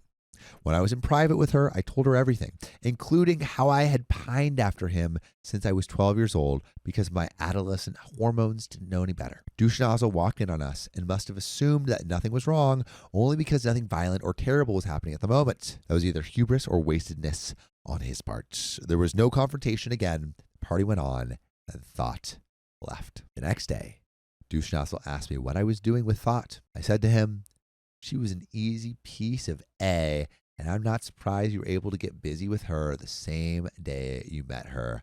I just happened to do the same thing you did. So, still not sure if you're dunking on the right person here. Yeah, I was gonna Honestly, say. it sounds like that you were dunking on the fair partner, and he's probably like, I don't care. Honestly, that's going to be my take is he's like, oh yeah, you're right. It was really easy to hook up with her, and I don't really care that you did. And now you've dunked on the woman. I don't know if this revenge is the best. Yeah, it's like This is not. this is why I usually this kind of stuff is why I usually don't advocate for revenge, because you just end up like burning all of this And you end up hurting energy yourself. and like then there's collateral, which is like I don't know, like Who won here? I think Thought won here. it If we sounds like if we really it put it low-key. together. Thought got both dinner and Yeah, dessert. true. Thought got dinner and a movie. Yeah. I don't. This is not the best course of action. Like, Yeah. oh yeah, I slept with who you slept with. Jasmine I got XO you. says, yeah, I was on her side until this. Yeah. J Bab says, thought didn't deserve that OP. Actual Drop Bear should have slept with spicy roommate. That's what. Yeah. If there was the roommate, that would have made him care a little bit Yeah. more. But like, he's like, all right, what are we? Right, he doesn't care about that. We're Eskimo brothers now. Yeah, that's weird. Also, apparently you can't say that, Keon. Oh, I'm very sorry. Yeah, you can't say that. Sophia. Which Sophia I educated. also learned that you can't did say learn that. from Didn't know Sophia? Yes, I Yeah. learned that from Sophia. Yeah. Sophia's educating us on all the things we can't say. Yeah, it was like a name given to Inuits by the European settlers. Yeah. So I can say I Inuit? believe. Yeah. I guess I think you say You know, I don't just think say that we're one's family bad. now. Okay, I'm not gonna even say anything like that. I'm just gonna say, oh yeah, now we're spicy. Now we're spicy family. Yeah. Yes. Congratulations, OP. Who'd you play? All right, Yourself. question really quick. Is it like all language, like things we name other things? Like, you know how like yes. you know how like people say like we say Paris and they say Perry? Perry. I think that's the French. That's more. That's how they more. We're speak. talking about pronunciation. Very different. What if this is just a different pronunciation? It would be something, wouldn't it? Tonal buddies. All right, I'll take Anyway. that. Tonal buddies is a new one. Sisters. Sisters. What? The chat's helping me out. Inuit is the name of a tribe. Yeah, Inuit is the name of a specific tribe. Anyway, I didn't see her that way. I said that to her because it was the most emasculating thing I could think of. Prince X said, "Sam, don't start this combo."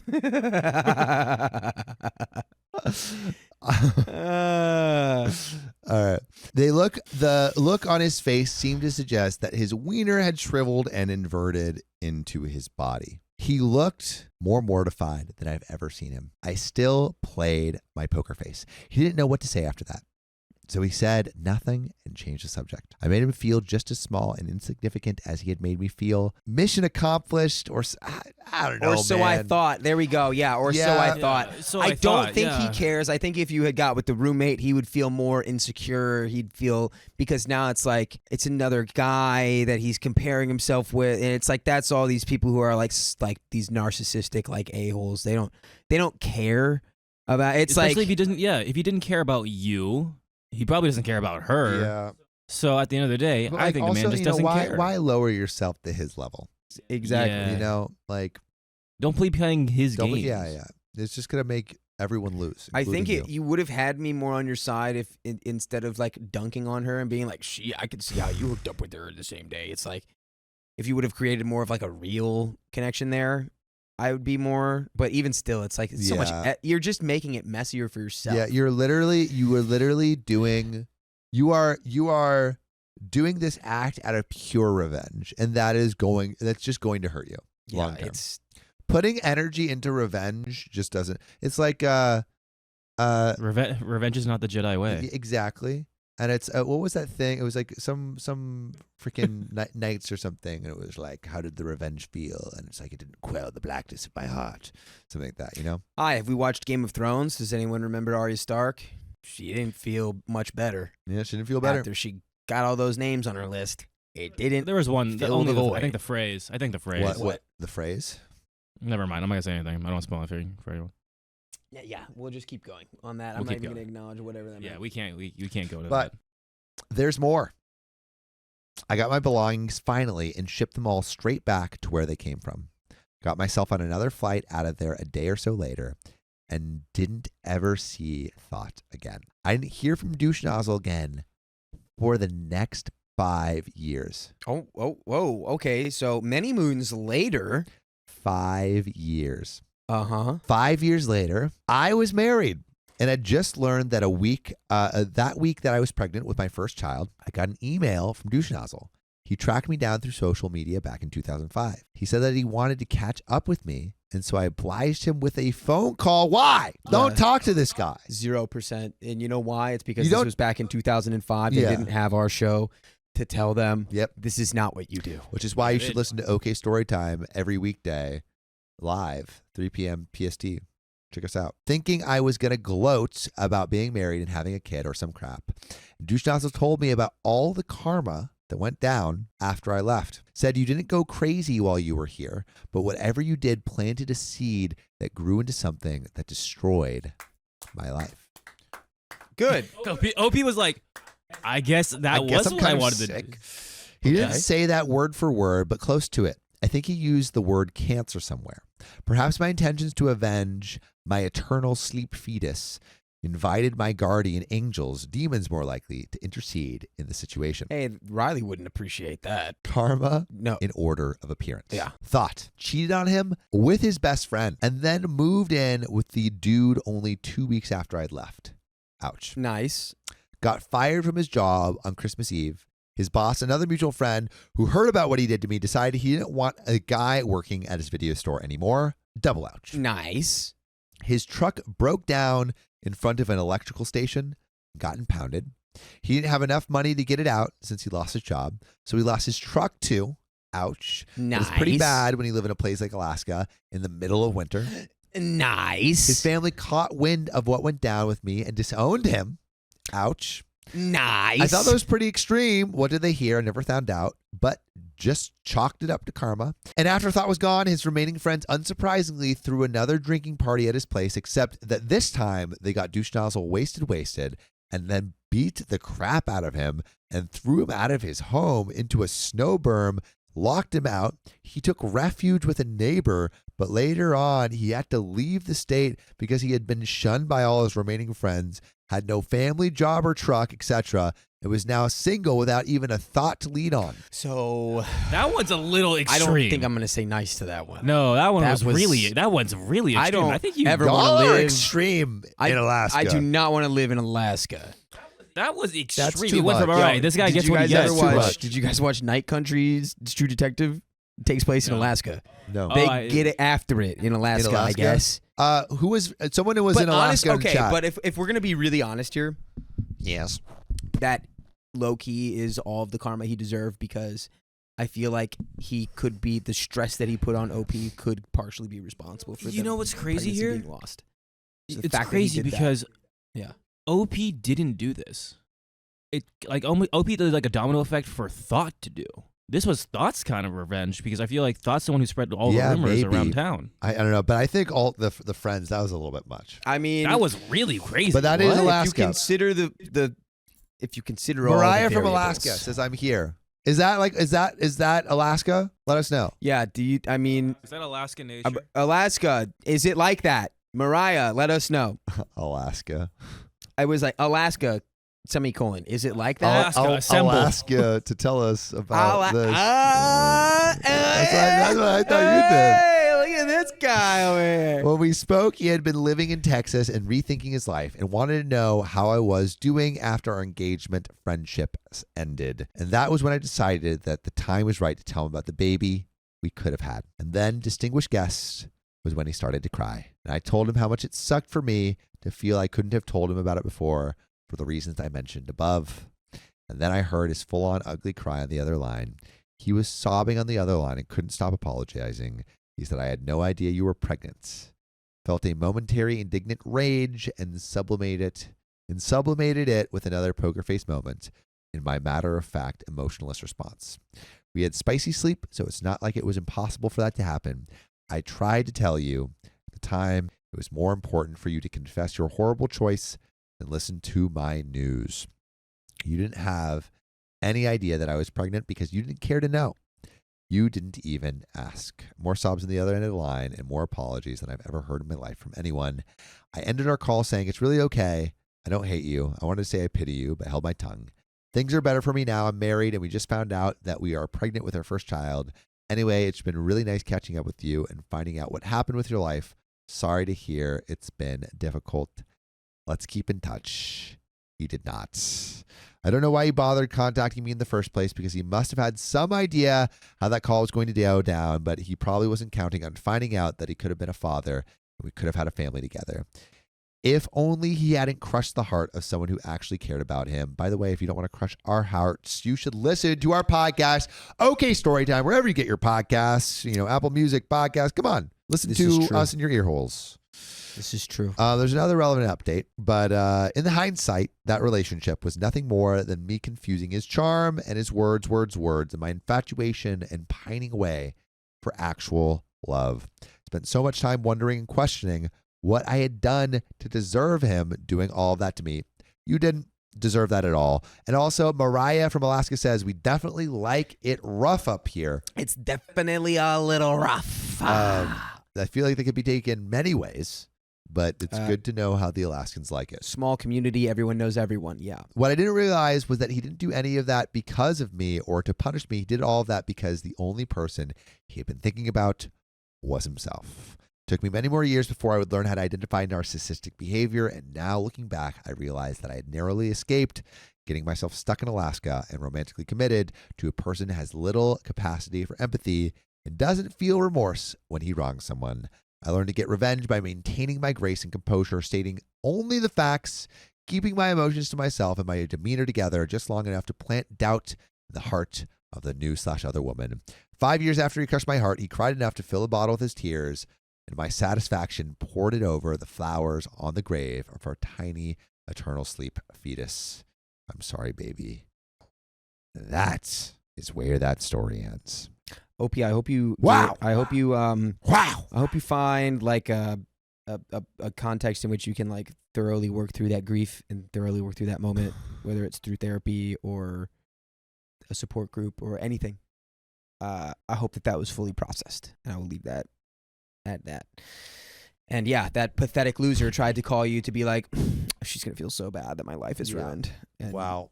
That was a lot. That was a lot. that was a lot. That was a lot. A lot. That was a lot.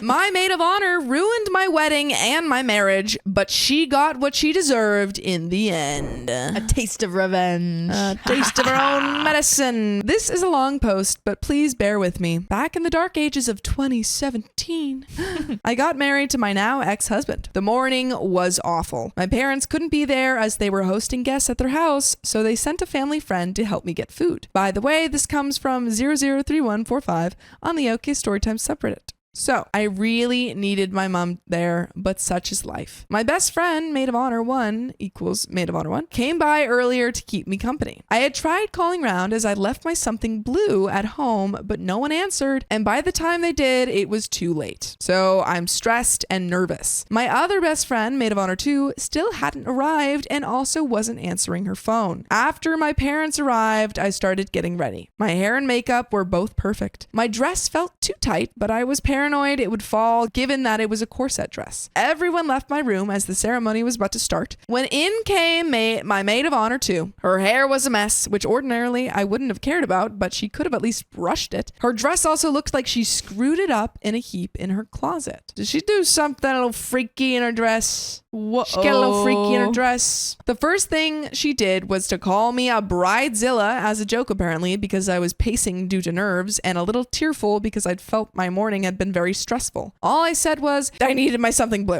She didn't even seem to want to be there. After the ceremony, which went fine, we went outside and started taking photos. In the group photos, she was the only one who couldn't be bothered to look at the camera, and she barely smiled in any photo she was in. It's fine. She's a mom. Maybe she's tired. I let it go. The second the photos were over, she and her partner left. They made sure to say bye first. I was very annoyed because I had spent extra on her food as she required a special diet, but she explained that their baby had a sleep schedule. I'm sorry, if your baby is going to be an issue at a wedding, then babysitter. Yeah, if you know your baby's sleep schedule, and you know that this wedding is gonna like Yeah. get in the way of that, then like tell them ahead of time. Tell them ahead of time. Yeah. Don't make them get special food for you when you know you're not even gonna eat it. Yeah, no, there were so many options here. 1, shouldn't have accepted your maid of honor position. 2, Yeah. babysitter. 3, tell them in advance. I have a feeling she's lying. She later claimed that she didn't do her hair or sort her dress because she had a 5-month-old baby. I believed her even though a 2-month-old baby was in attendance and her mom looked amazing.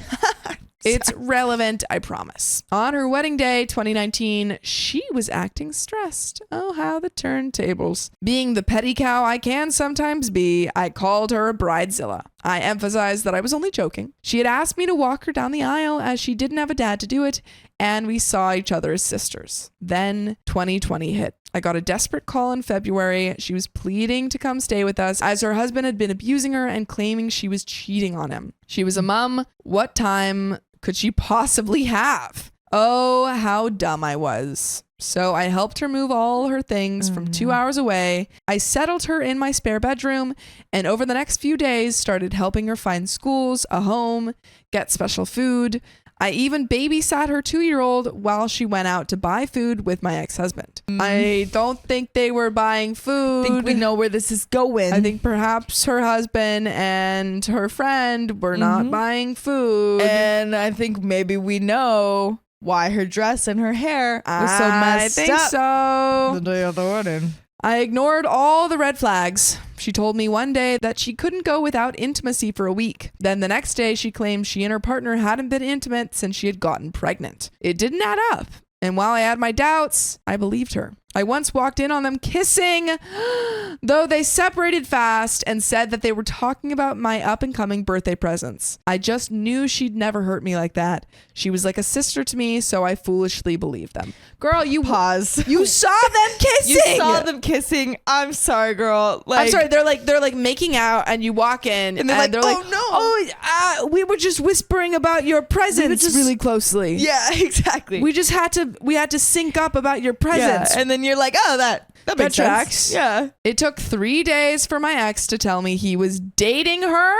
My heart was ripped out. Oh, man. I'm sorry, you weren't dating her. You were Yeah. no. You don't get to say, "Oh, I'm dating her." Yeah. You were cheating with her. Like, no, you can't even try to make it seem like it was like a respectful, No. loving You thing. Even both if of it them have was, kids. it wouldn't be good. Yeah, this is But- ridiculous. I argued with her again, telling her that I'd done so much for her, and here she was, stabbing me in the back and leaving me completely homeless. She claimed that I was never there for her when we were teens. Me 18, her 16. She had moved to live on her own, and I visited from time to time. I needed clothes from home, so rather than bring me clean clothes, she grabbed a bunch from my laundry hamper and brought that to me. She hugged me when I saw her, and she even tried to comfort me. It took 3 days for my ex to tell me he was dating her. My heart was ripped out. I argued with her again, telling her that I'd done so much for her, and here she was stabbing me in the back and leaving me completely homeless. She claimed she had fallen in with a bad crowd and was taking illegal substances. She basically said that she slept with my ex as revenge. You suck. As revenge for not visiting you? At 18? Yeah. Come Like, on. she moved out at 16. That's crazy. First Yeah. of all. Like, I'm Like, you clearly sure had a lot that's- going on. Yeah. It's not OP's fault. Yeah, exactly. Like, and then, so you're just going to sleep with her husband? Yeah, we're not going to talk it out. Knew she'd never hurt me like that. She was like a sister to me, so I foolishly believed them. Then my ex-husband suddenly broke up with me and kicked me out of the home I was paying for as he didn't have anywhere else to go. I begged maid of honor too to let me live with her in her new house. She told me that she already promised him the spare room. I pleaded with her, pointing out that I'm her best friend. I needed her more than him, but it was no good. She never told me what she was dealing with, so I never had a chance to be there when she supposedly needed me. 2, maybe 3 weeks passed by, and he called, pleading for another chance, only to keep seeing her behind my back for a further week. It was then he told me, in an effort to get me to break up with him, that he and her had started their affair a couple of days after she moved in. While I slept in bed, they were banging on my sofa downstairs. I honestly believed that after everything. Oh, he told her that. Now, this is where it ties in with my wedding day. Maid of honor 2 husband started messaging me. It was then I found out the entire truth. They were late to my wedding day because she was in love with my ex-husband and she didn't want to see him marry me. She intentionally came in a mess because she wanted to look awful. She'd also tried to ruin my wedding photos on purpose and left early because she couldn't bear to see him happy with me. It got worse. It turned out that she had been abusing her husband and her stepson. I had seen things that at the time I thought were down to her being a stressed new mom, but after he told me that, it all made sense. While with me, she had also been casually bad-mouthing her stepson. I just didn't put the pieces together until her husband mentioned it. When her house was ready, they moved into it and I moved back home. I started rebuilding my life. I lost the weight I'd put on. I went from UK size 20 to size 14, and I got fitter and healthier, and you guys can get healthier with us by joining us live every weekday at 3 p.m. PST on YouTube. Just tap our profile. And there is a little bit left to the story, but man, oh man, your friend sucks. Yeah. Quote unquote friend. And your husband sucks. Everyone sucks here. Wow. Yes, everyone. Like, that's kind of silly to me what the friend was trying to do. Like, oh, I just like meant to come in all looking all messy to just like ruin your day. No one cares about you, no man. one cares about that. And like, then, you're gonna look messy. That just means that you look bad. Yeah. And then like I'm gonna not smile in the pictures to like try to make your photos look bad. It's like, girl, the only one that looks bad in the photos is you. Yeah. It's like, I would say come up with a better way to like get revenge, but she did sleep with the husband. So that kind of, alas, that kind she of got her revenge. Yeah, that is you finally got a good way to like actually hurt her. No, the other but, like, ones over are the just stupidest reason too, though. Yeah. I feel like she didn't actually care about the thing that happened when she was 16. I think and so. just wanted like an excuse to make herself look a little bit better. I totally agree. I think she just liked the husband and just and was just like, I wanted to sleep with him. However, karma comes for those who wait. In 2022, she kicked my ex out. They were a toxic couple. He had made unreasonable demands and he had put hidden cameras around her home so he could make sure she wasn't cheating on him while he was out. I believe he had even taken her phone at some point. He had also started keeping watch of all her accounts, social media, Amazon, bank, etc. I know because his mother told me in details I won't disclose here. And now, Maid of Honor 2 won't let him back home to see his son, the one they had conceived in my house. At the end of the day, she did me a favor. I'm now in a healthy relationship with a wonderful man who makes me feel like a princess and treats me like a queen. Here's to my second marriage being the best. Aww. Sometimes you just gotta take two. Ew, I want to throw up on the sister. The friend, whoever that was. whoever's, I just want to throw up on them. I would throw up because of them and then on them just to get that really revenge. Seal the deal. Get my own revenge on them. They deserve it. They suck. Yeah. Like, not only did she, like, the Maid of Honor abandoned her kid and was horrible to her husband. Yes. But then OP's husband was, abandoned his kid. Right. And now they have another kid that they don't seem to be looking after. But then it's like they have their kid, but now they're not even like together, so it's just like a whole mess, messy situation. Mess. So glad that she doesn't have to deal with them anymore. You don't have to deal with it. You're treated like a princess. Focus on your prince. Yes, that's all you need to do. That's all you need. But that is the end of that story, so we'll see you next time.